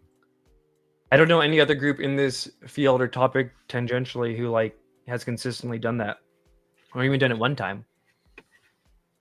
Right. So yeah, okay, where were we then? So basically, yeah, let's run this one down. I've never spoken to Greer. I don't plan to. He and I don't have a good relationship. He called me an intelligence asset, so I'm not too, and he's also hurt many of my friends, so I'm not too high up on Greer. What does that mean? I think that he kind of has his own vested interest in a lot of. I want to know too, but one thing he kind of said in his longer interview that I saw, there was something about, I guess, Greer's, like, you know, that archive he has, I guess some names weren't redacted or something like that, and he had a real big qualm with that, because I guess, I don't know, people were doxxed or anything like that. But yeah, I would like to know more about what he means by like hurt by my friends. Yeah, how does he hurt people? I've never heard of Greer hurting people. So if he's coming out saying, hey, Greer hurt a bunch of my friends, then he's coming out of the gate from a position, a biased position. Has he revealed to anyone what happened? Is it just something that we haven't caught yet? Or well, and he also said here that he never spoken with Greer. So there is this kind of weird. Well, I guess we've never spoken with Lue too, but I would like to see him. Maybe I missed it, but I would like to see him explain more. Like, because yeah, that's a big claim. Like, hurt my friends, right? You know what I mean? Well, it's weird because I don't know. I've seen Greer criticize a lot of people. You know what I mean? He's not without his faults or his opinions. So, I've seen that, but I've never seen him be on some like, I'm going to inflict pain on you. No, exactly. And the person I think he's hurt the most, I think, would be Elizondo, right? Called him a terrorist. No, he didn't call. No, Elizondo called him a terrorist. Yeah, but he called him, counter intel asset, yada yada. He's mentioned him by name so many times. I can't think of another person who he's mentioned in order, you know what I mean, in like a feud type of way like this. Yeah, and here's some interesting recent Greer shit. Maybe why not? Fuck it. Move in this direction where you're making a big difference globally on this, you're going to have everything thrown at you. Like recently, I had several members of Congress tell me that there are a lot of them that can't talk to me because Lue Elizondo and David Grusch have told them that I'm a Russian sleeper agent, that I'm a Russian spy, which is, of course, absurd. But these members of Congress, oh my God, we don't want to get caught up in a spy ring. And Dr. Greer is a Russian spy. I mean, just batshit, insane, crazy stuff, right? So this is constant, this psychological warfare and physical things. But, in 93, when I said, well, if I'm going to do, or 94 actually, is when I decided full steam ahead, damn their torpedoes, right? But it has not been a pleasant journey. Some of it's been beautiful, particularly the CE5 contact part. That's what I love the most. And so long as you're reporting rubbish that's not important, they'll leave you alone. But if you're actually telling the truth, you're going to get deplatformed. You're going to get harassed. You're going to get shadow banned. And anyone who look, I have friends in Silicon Valley. He says and what he said was, we all talk like hippies, but we act like Nazis. 100%. The tech industry is completely fascist. All big corporations and media, when you get too close to the truth on this, they're going to ban you. They're going to absolutely censor you. And if you think there's any media, left, right, or center, that won't, you're mistaken. That is a myth, right? So, unfortunately, and so long as you're really weird. I'll just let it play again. The testimonies he receives, I think he treats whistleblowers that come to him like his whistleblowers, yes, instead of their own autonomous people that should be directed to people like David Grusch to disclose to, or Senate Select Committee on Intelligence. And so I think it's very complicated, but I'm not a huge fan. I don't really like being called an intelligence asset or him hurting my friends. No, there's definitely some personality quirks there. But what I would like to see is, how he always calls out Lue Elizondo. Yes, he's got this crazy. There's this crazy dynamic between him and Lue Elizondo, and I'd love to hear what you think about that. I would rather err on the side of like pushing for disclosure instead of like trying to, get into like interpersonal problems and so forth, especially a character like Lue, who is surrounded by a lot of controversy. Yeah. I do think, and all I'll say is I think more questions need to be asked in documents void about his time at CIFA in the early 2000s, the counterintelligence field activity. Oh, yeah, yeah. On a pedestal of like Even high level shook me whistleblowers. with that, huh? Look at his eyes here when he says it, because he knows, bro. Gerb knows. Early 2000s, the counterintelligence field activity. Oh, yeah, yeah. On a pedestal of like high level whistleblowers. The look, and then the look on his face, bro, was like definitely like when you cracked that egg open. It was that. Dude. Well, that's why I throw respect on it, though, because, you know, first one on camera to be saying these words together, and it does matter. And so, yeah, for the last part, I was just going to do like a quick roll through of just some of the shit related to blackmail real quick of this. Any other thoughts on this clip, Tupa? Gucci? No.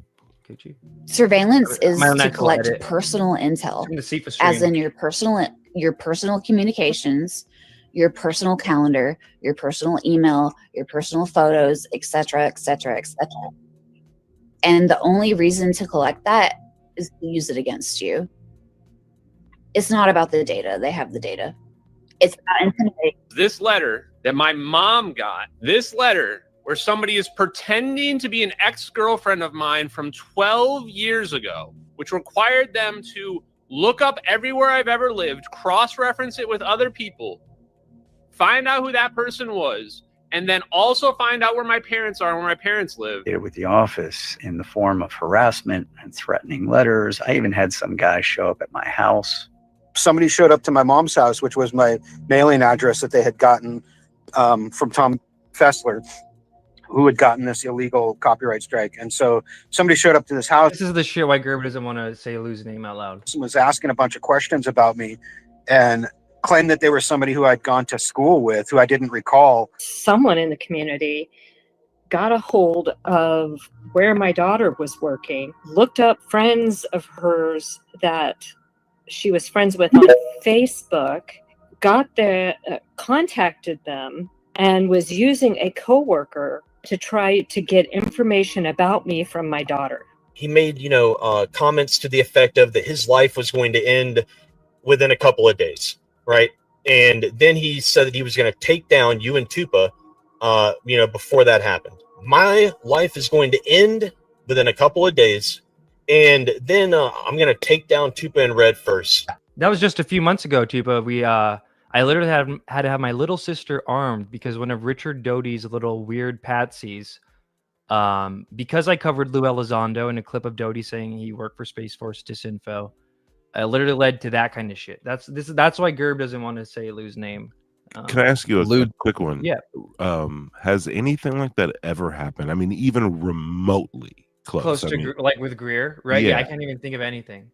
And I'd be fucking blasting that shit if I seen it. You know what I mean? I have no loyalty to Greer. You know what I mean? Why not? Michael Mazzola is super chill. Like, you know what I mean? Like, I don't know. Why aren't more people, you know what I mean, sounding the alarm, raising the flags, calling out what this is?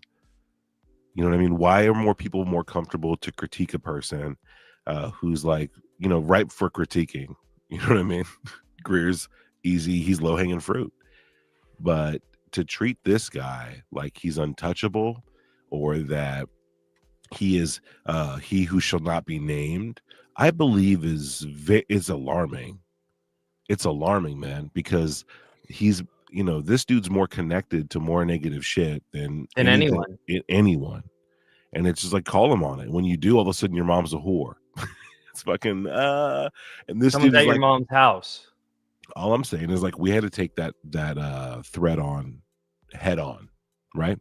We had to take that, you know what I mean? Just take it. And then it for sure came. And to dance around it, I don't know, feels disingenuous, especially if you're going to be one of the better researchers in the game. That's what I'm saying. You gotta maybe his research is telling him to not touch this, but for what reason? Well, that's what I always say. Is Gerb not safe if he criticizes Elizondo? Is his career not safe? Because I mean, that's a threat. He clearly feels free to criticize Greer, but he has fear to criticize Elizondo. That says everything you need to know about that dispute. It's the N-word midget thing. It's like, you don't even have to explain it further than what you did. You know what I mean? Like, yeah. And again, I'm not knocking him. We just do it to broad topic too, right? But I'm with you, Tupa, where, and this shit's coming out now too. It's like, in this field, like, you want truth, right? And it's always been kind of dirty and gritty, and like, you don't have a cover up clean. You know what I mean? You don't have the undoing of cover up clean, and like, how bad are these guys gonna feel? You know what I mean? Not Gerb, but some of the other ones. Yeah. No. I mean, I'm talking about the diehards, and even the people in the beginning. Like, well, Kelly Chase already, right? It's fucking. Should we play some of that? Please, because this is a lot of energy of like, told you so, whatever. But Kelly Chase is someone who held out for years and finally only recently began to talk about this. Exactly what we're saying. You know what I mean? Like, it's not bias. I'm glad that Darren's in the mix watching and shit, but like, yeah, hell yeah, Darren. This is just the way it is. I'll send you the fucking link, but you could hop in at the end. Fuck it, dude. That'd be fun. Where we at? Oh, here we go. People, including people that I used to consider friends and that I sincerely hope I will be able to consider friends again at some point. But like, I've lost friendships just from saying, who is this? That's Kelly Chase, and that's James Iandoli. She used to carry water heavy for Elizondo. She just got bought in. She just got swept in with the narrative, right? I'll walk the audience through who she is. This is a young go-getter. Not playing. I don't know how old or young she is, but she definitely wanted to make a splash in this scene of ufology. She started a podcast called The Rabbit Hole, or the UFO Rabbit Hole, and she was easily ingratiated into this kind of like inner circle of like the inner circle of the media arm of this UAP disclosure process. She was happy to occupy that, and I actually met her in person. I found her to be very awesome, like super sweet, right? She was super sweet. She was eager, and she had a lot of hope for the future of her own career, and she made choices over the years towards her career, and even in light of calling attention to this thing when she had the opportunity to, she chose her career. And I don't know how lucrative her podcast is or was, but she recently ended it. And on her documentaries are on Apple TV. She had multiple live events, right? That she was part of that whole New York thing, right? Oh, totally. Totally. I mean, she didn't fail at any point. She grew and grew and grew, and is now part of a production company that is doing the talking head interviews of whatever for Amazon. I don't know, but she rose and she climbed and she made it.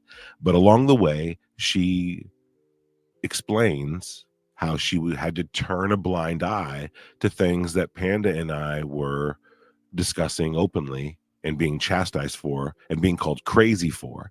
And there was even a moment where she joined in the mob to call us crazy. Oh yeah, but she knew. We still appreciate her though. We're still arms wide open mode, but still, yeah.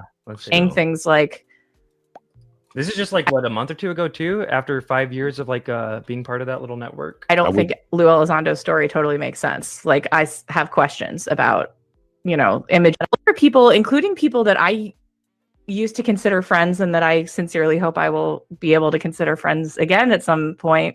But like, I've lost friendships just from saying things like, I don't think Lue Elizondo's story totally makes sense. Like, I have questions about, images that he's shown and like that he's shown publicly and that sort of thing.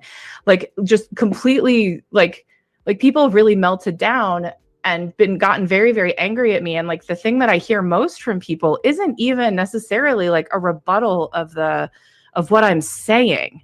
It's that like, but don't you see how this is gonna just feed the skeptics and the debunkers? I'm gonna continue to speak up when I feel like it's appropriate, when I feel like it's helpful, and I'm willing to take on the risks associated with that. I think that me being silent, if I'm being really honest, like, I've been having these thoughts for a long time, and I was quiet because I didn't want to deal with the backlash. And because every time I stuck a pinky toe out and said anything, the backlash was insane and I lost friends, and like, it felt like it wasn't worth it. And with a little bit of the Alejandro, or should we just continue along with our thing? But that's one. Hit me with that Alejandro, dude. I know you want the Alejandro. Okay, yeah. Well, I mean, these things happen within 4 days of each other, if not less. If not less, it could have been 2 days. and people are just like make it seem like we were just crying. It's like, no, this is the shit, bro. This shit Gerb don't want to say. Okay, here we go. Needs to be called out, and I do. That's another thing that I think is a huge problem that needs to be called out, and I do plan to at some. This is what some fucking high-ranking thing in Enigma Labs, part of Open Minds or some shit for like 20 years, long-time UFO guy. I think and all this shit. Rojas is a very esteemed UFO researcher, ufologist for a long time, 30 years in the game. He now works as, like you said, higher up in a company called Enigma Labs. His opinion, his experience has never been really questioned. Well, not his opinion, but definitely his experience and stuff like that. So he was also close with certain people, like a show UCR with someone like Lou Jimenez and different people, and he was very aware of what was kind of going on throughout the last 3-4 years that I've been involved, for sure. Alejandro was one of the first people I interviewed in a Spaces for like a dedicated Spaces thing. Panda, I think, was the first, and then hell yeah, he actually interviewed me for a job at Enigma Labs. So like, you know, I mean, I think I've never heard anything negative about this dude, and he has definitely boots in the ground for a long time. And he randomly popped, I don't know what was going on, but Lou had, I think this might have been the next day after the UAPDF meeting where he showed that irrigation circle. And so after that, the average Chris. Oh, was it that? Oh, it was. That was it, huh? That was his nail in the coffin, huh? That's when all the UAPDF, that's when Jordan Flowers and Mellon were like, all right, we're out. Yep, green light. Green line, dude. You're right. And even Kelly Chase is connected to that, right? Because she has this like millionaire financier who's part of UAPDF who became like president after Lou left. Yeah, that's true. It's the weeds, it's the gutter, but this is the narratives. At some point, do the deep dive in the research to write something about this. But the cyberbullying that these ex-intelligence officials have engaged in is completely unethical. Creating these sock puppet accounts and attacking people like they did with Lou, or they've done with Jeremy McGowan, who may be a little weird, but I believe his experience with Lue 1,000%. In fact, if you read his experience with Lue, you get a lot of insight into Lue's personality. Lue Elizondo, and then we've got 2 Lues we're talking about.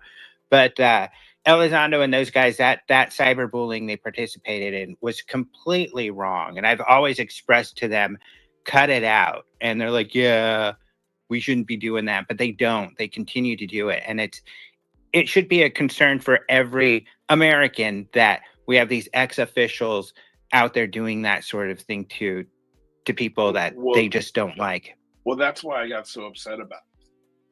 Oh, Jimenez. You know, you worked with or look up to, or you know, they called you your friend or whatever. It was just like, well, why aren't you seeing? Twitter, UFO Twitter at that time was not an environment where they wanted to hear anything. And at that time, I had pretty much turned off Twitter. I didn't want to be on there, and so it felt helpless to watch this, and it was just awful. But I can say that I've said things directly to Lou and others involved, others whose names don't want to be out that were involved with it. But yeah, Jay. that was really awful. They're all coming out. They're all coming out. You can't be part of some shit this big and think shit ain't gonna be hidden, bro. Dude, I have no affiliation with Rojas, by the way. So this is a death nail. Yeah, and Kelly Chase doesn't like us either. It's like, dude, they hate us. They block us. I'm blocked. I'm not by Alejandro, but definitely by Kelly. So him coming out and saying, I know he was doing cyberbullying. I told him to stop.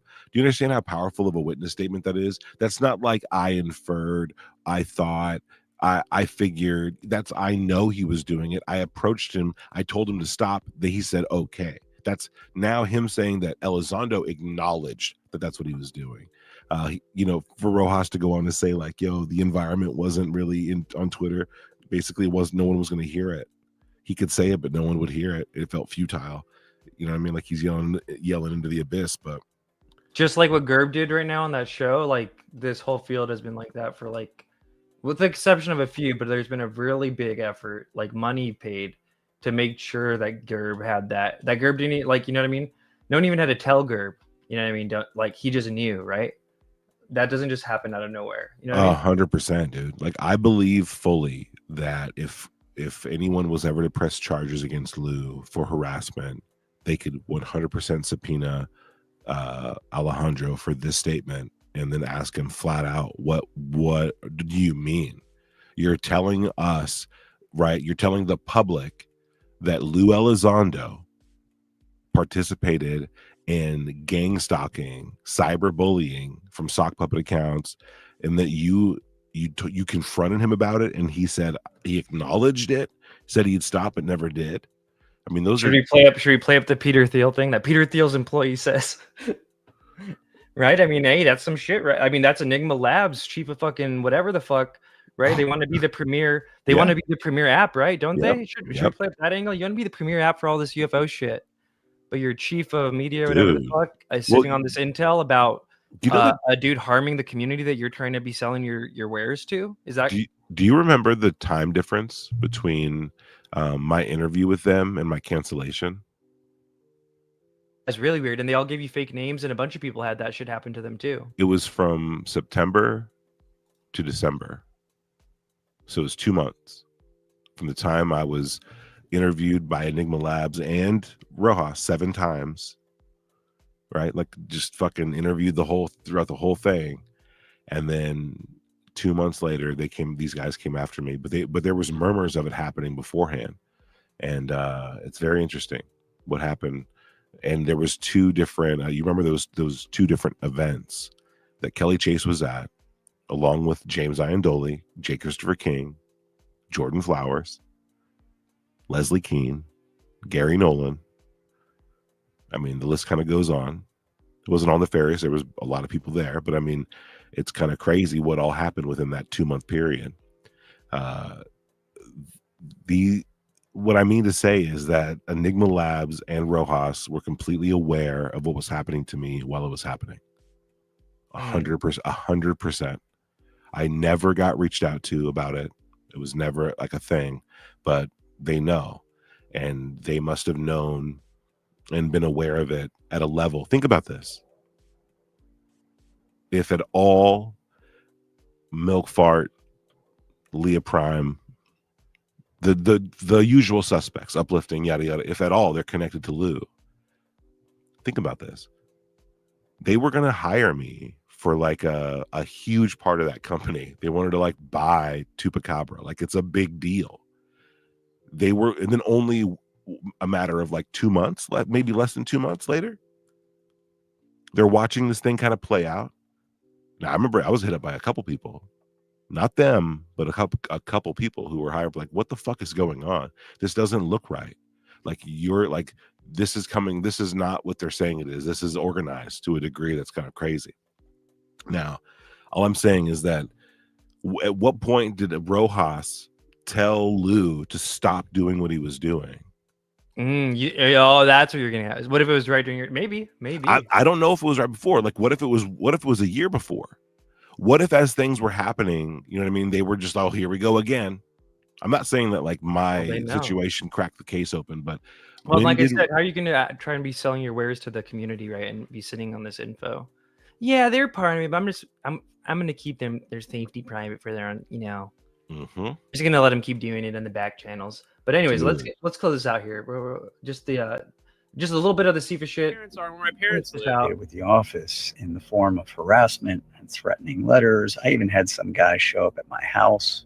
Somebody showed up to my mom's house, which was my mailing address that they had gotten from Tom Fessler, who had gotten this illegal copyright strike. And so somebody showed up to this house and was asking a bunch of questions about me and claimed that they were somebody who I'd gone to school with, who I didn't recall. Someone in the community got a hold of where my daughter was working, looked up friends of hers that she was friends with on Facebook, contacted them, and was using a coworker to try to get information about me from my daughter. He made, comments to the effect of that his life was going to end within a couple of days, right?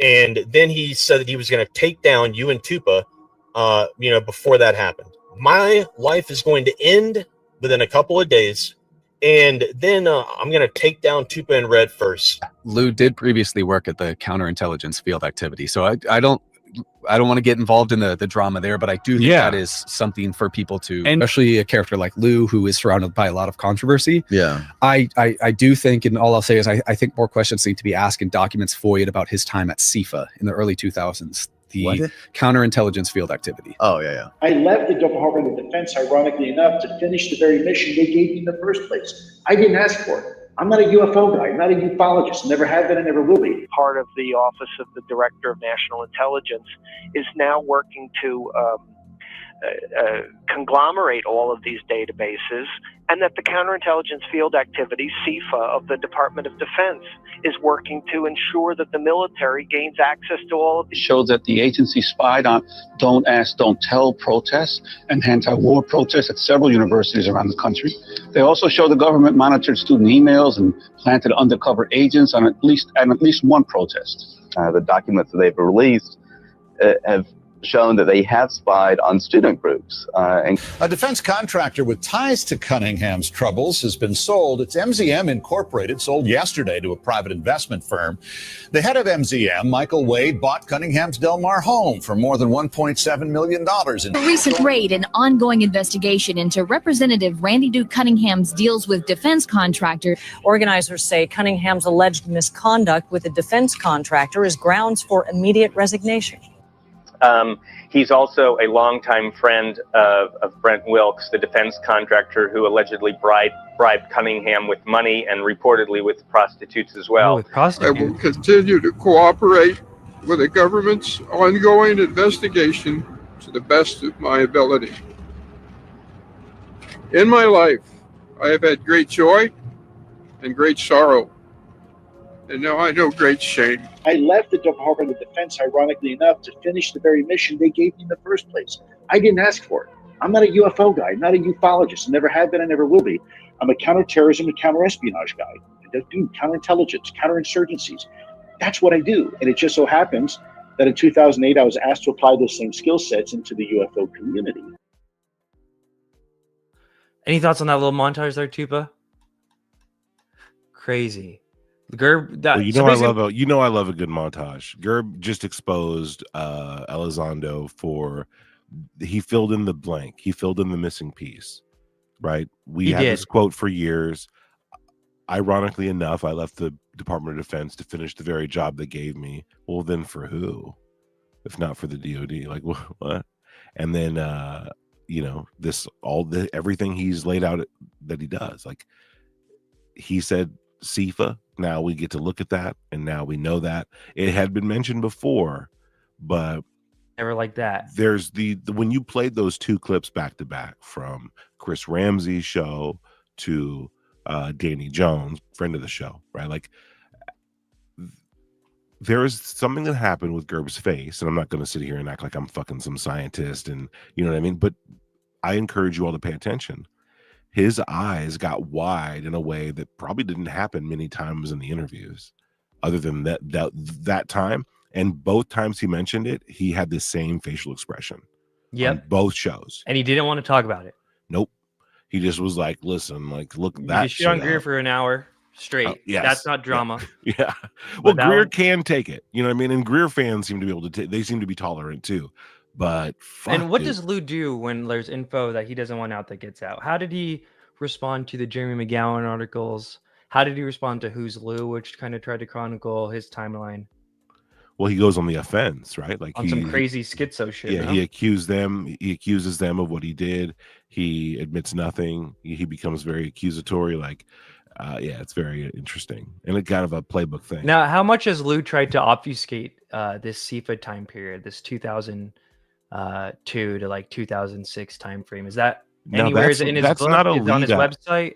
It's not, but I never caught that lead. You did before I did. You were saying like, hey, that's weird that there was this time. There's this missing window in his book and on his website and everywhere he talks about his resume on his ICIG complaint. Yeah. I never even thought to think like, what could it be? But so it's CIFA. Go watch our CIFA stream if you want to watch that. I'm probably not going to play I'm just going to show that the watch our CIFA members of a actually, you know what? Fuck it. showed that the agency spied on don't ask, don't tell protests and anti-war protests at several universities around the country. They also show the government monitored. This is what he was doing right before he came into UFOs, tasked to use his skills and apply it to the UFO community, he said. Student emails and planted undercover agents on at least one protest. The documents that they've released have shown that they have spied on student groups, including student groups at UC Santa Clara, the state universities in New York, the NYU Law School.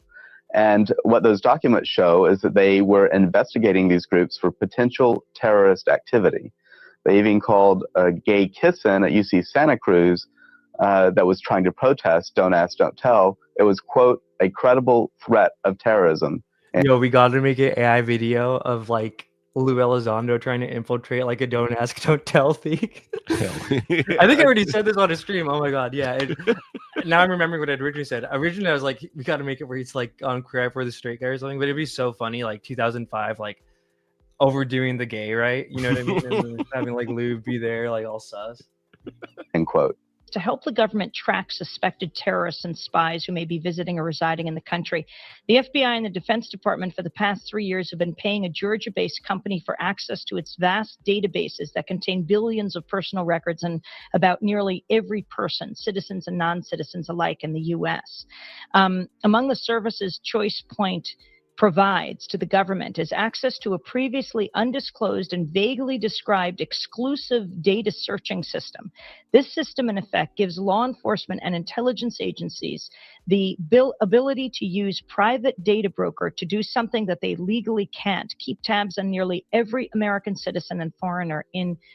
We know that there are dozens of these databases: Cornerstone, Talon, JREES, LEO, LESIC, the Coast Guard ICC database, the FBI Guardian database, the FBI TRRS database, the Joint Intelligence Task Force Counterterrorism Homeland Defense database, the SSOMB database, the BTS summary. We know that these databases are out there and that they all deal with domestic issues.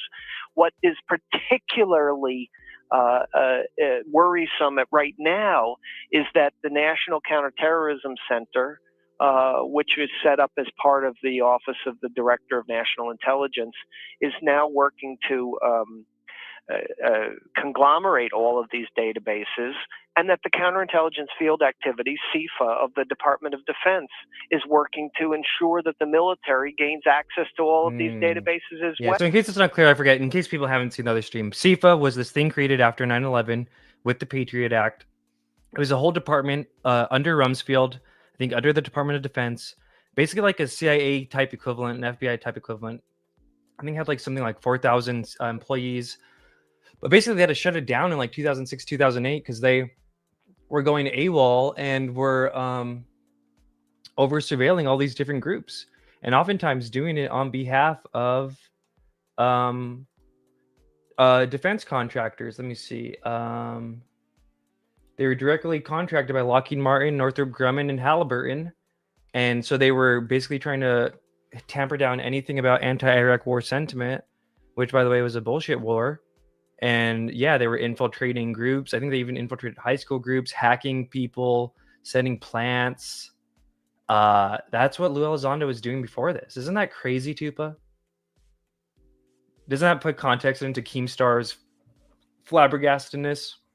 I mean, it is crazy. Like, it really is the missing puzzle piece. Like, people could have defended Elizondo and everything his little friends were doing for a while and played dumb for a while, right? The accusations and research and implications that Pandy and I have uncovered, along with a lot of other people, like, they pointed to this, but we never had this. We had everything but this. We didn't know that there was actually, I had no idea this group existed.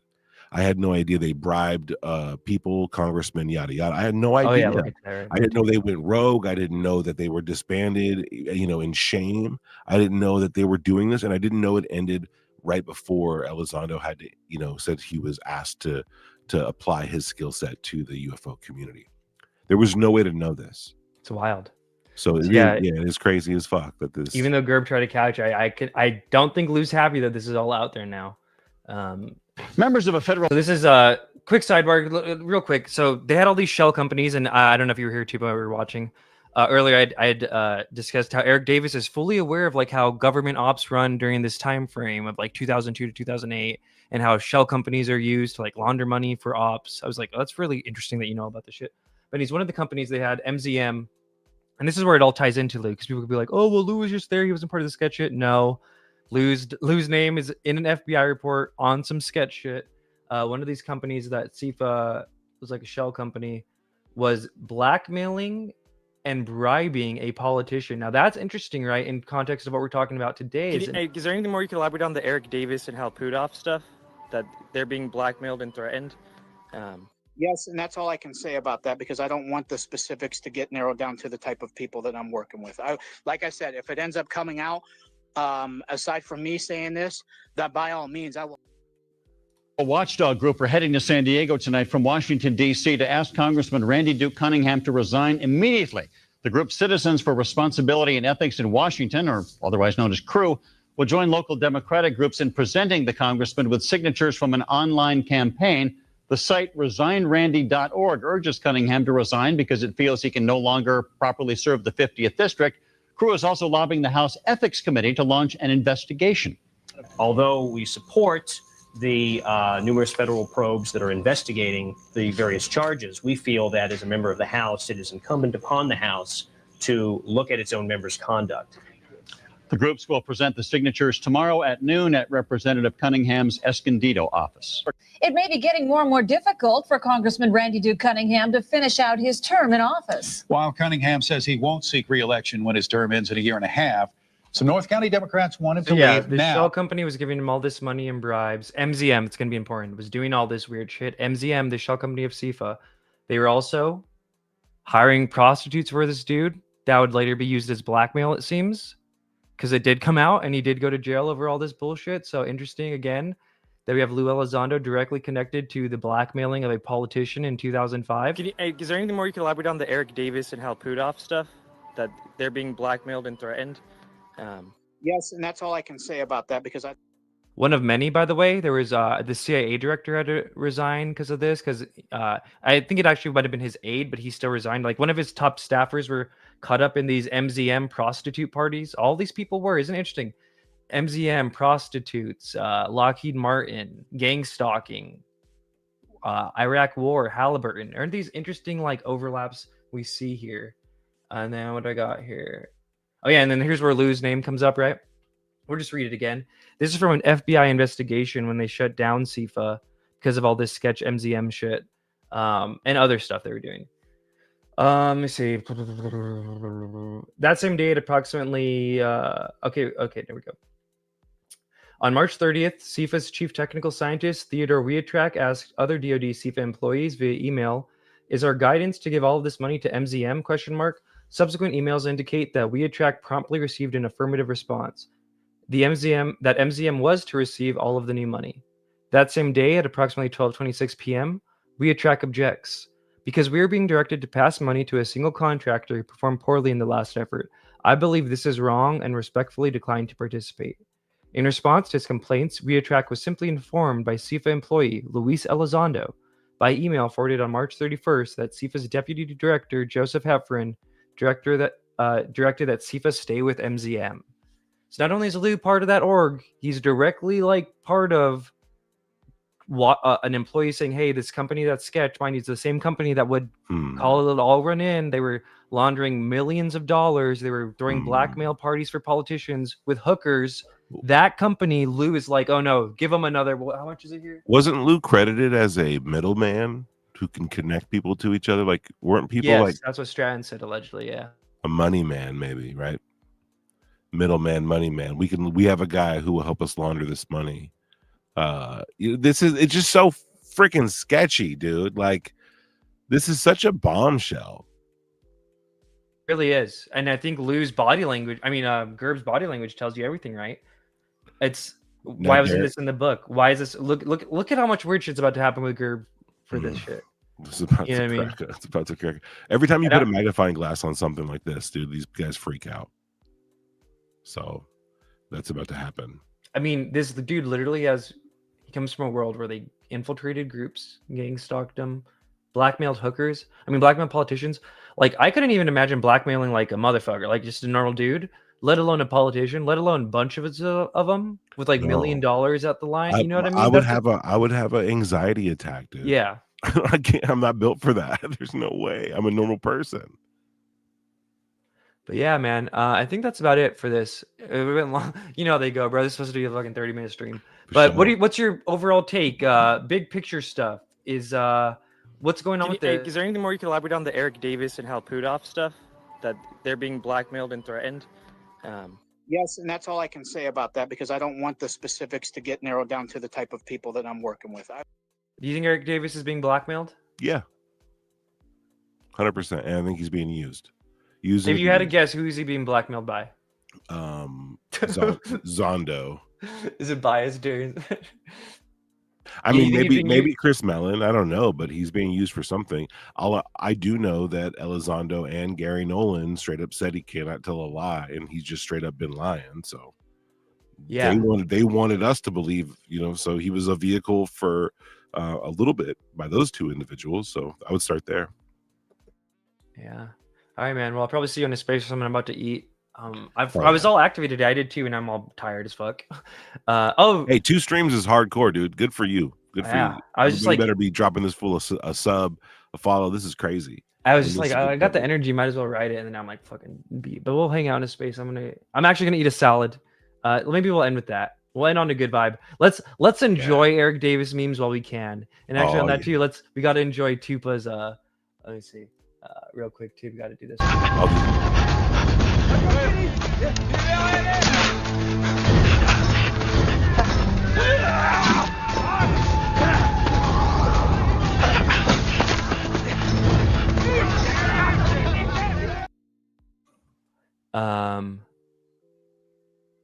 Okay, and I think, let me see where we at. I'm looking for the I want us to be able to roast it while we do it. Sorry guys, I might just have to do it on X, but that's not a joke, guys. We might not be able to enjoy these Eric Davis moments forever if he's getting blackmailed on some horrible shit, which I mean, I don't know, that could be a thing apparently. And I've heard it from a few different places too, by the way. Time will tell. On the UAP Disclosure Fund, and there's not much slam dunk testimony that can be remarkable statements on kind of finding evidence of legacy programs while working. But by any means, if you want me to pause to roast, go for it. At OSAP. Also, I was going to say it's kind of an Akashic meme, and it might actually be a guilt thing of Eric Davis, where listen to the words that make it through when I did an edit of every time he eats or he's eating. It's all kind of relevant to the stream. A lot of the names come up. A bit controversial because on your side, on the UAP Disclosure Fund, and there's not much slam dunk testimony that can be remarkable statements on kind of finding evidence of legacy programs while working at OSAP. He ended up tossing away torsion, saying, it's a great theoretical. I think the first time, some of the intimate details of the so they talked about how DOE, that group, and a bunch of legacy programs was Glenn Gaffney. Yeah, if you guys remember that from various reporting. Gaffney, I don't know if you caught Tupa. The Glenn Gaffney story is what had Matt Ford have his little street theater incident. It was about the release of that story and the really? Lockheed Martin preventing Bigelow Aerospace from getting a UFO. I think in like 2006 or something, maybe 2008.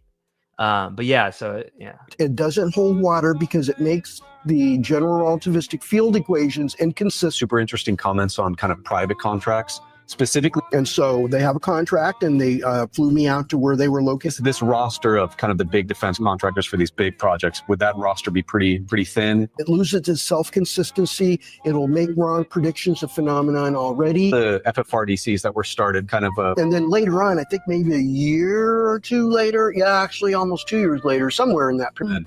Moved on to other projects like 5D chess, right? Yeah, I guess. When you're just not refined enough, there's just something missing from it. And it cannot definitely be used to creation of a UAP and NHI vehicle, or do you think there's aircrafts? that's kind of captured my attention during your time investigating legacy programs. We can't open it up to another one unless there is a need to do that. Particle muscle to bypass all that, and whether it be macroscopic particles or quantum particles, it just didn't reach that threshold. On the book, he specifically mentions how, they went to Lockheed Martin. Those be authorized contracts then, or have a transfer of authority? Some duration, a contractor. So Ringelmacher actually did an experiment, and I'm not going to get into it because I don't remember enough of it anymore. And he did. Well, Dr. Davis, thank you so much for sitting down with us. It's been incredibly revelatory, and we're so glad you came this year to give a talk at Soul. All right, man. I'll see you. Peace. We got Satanic activated off this stream for some reason. He's saying that he's going to take down my channel again. I didn't even mention Satanic in this stream. It's weird that you're so up in arms about us covering CIFA. Very weird. strange. That is weird. Satanic is an interesting dude.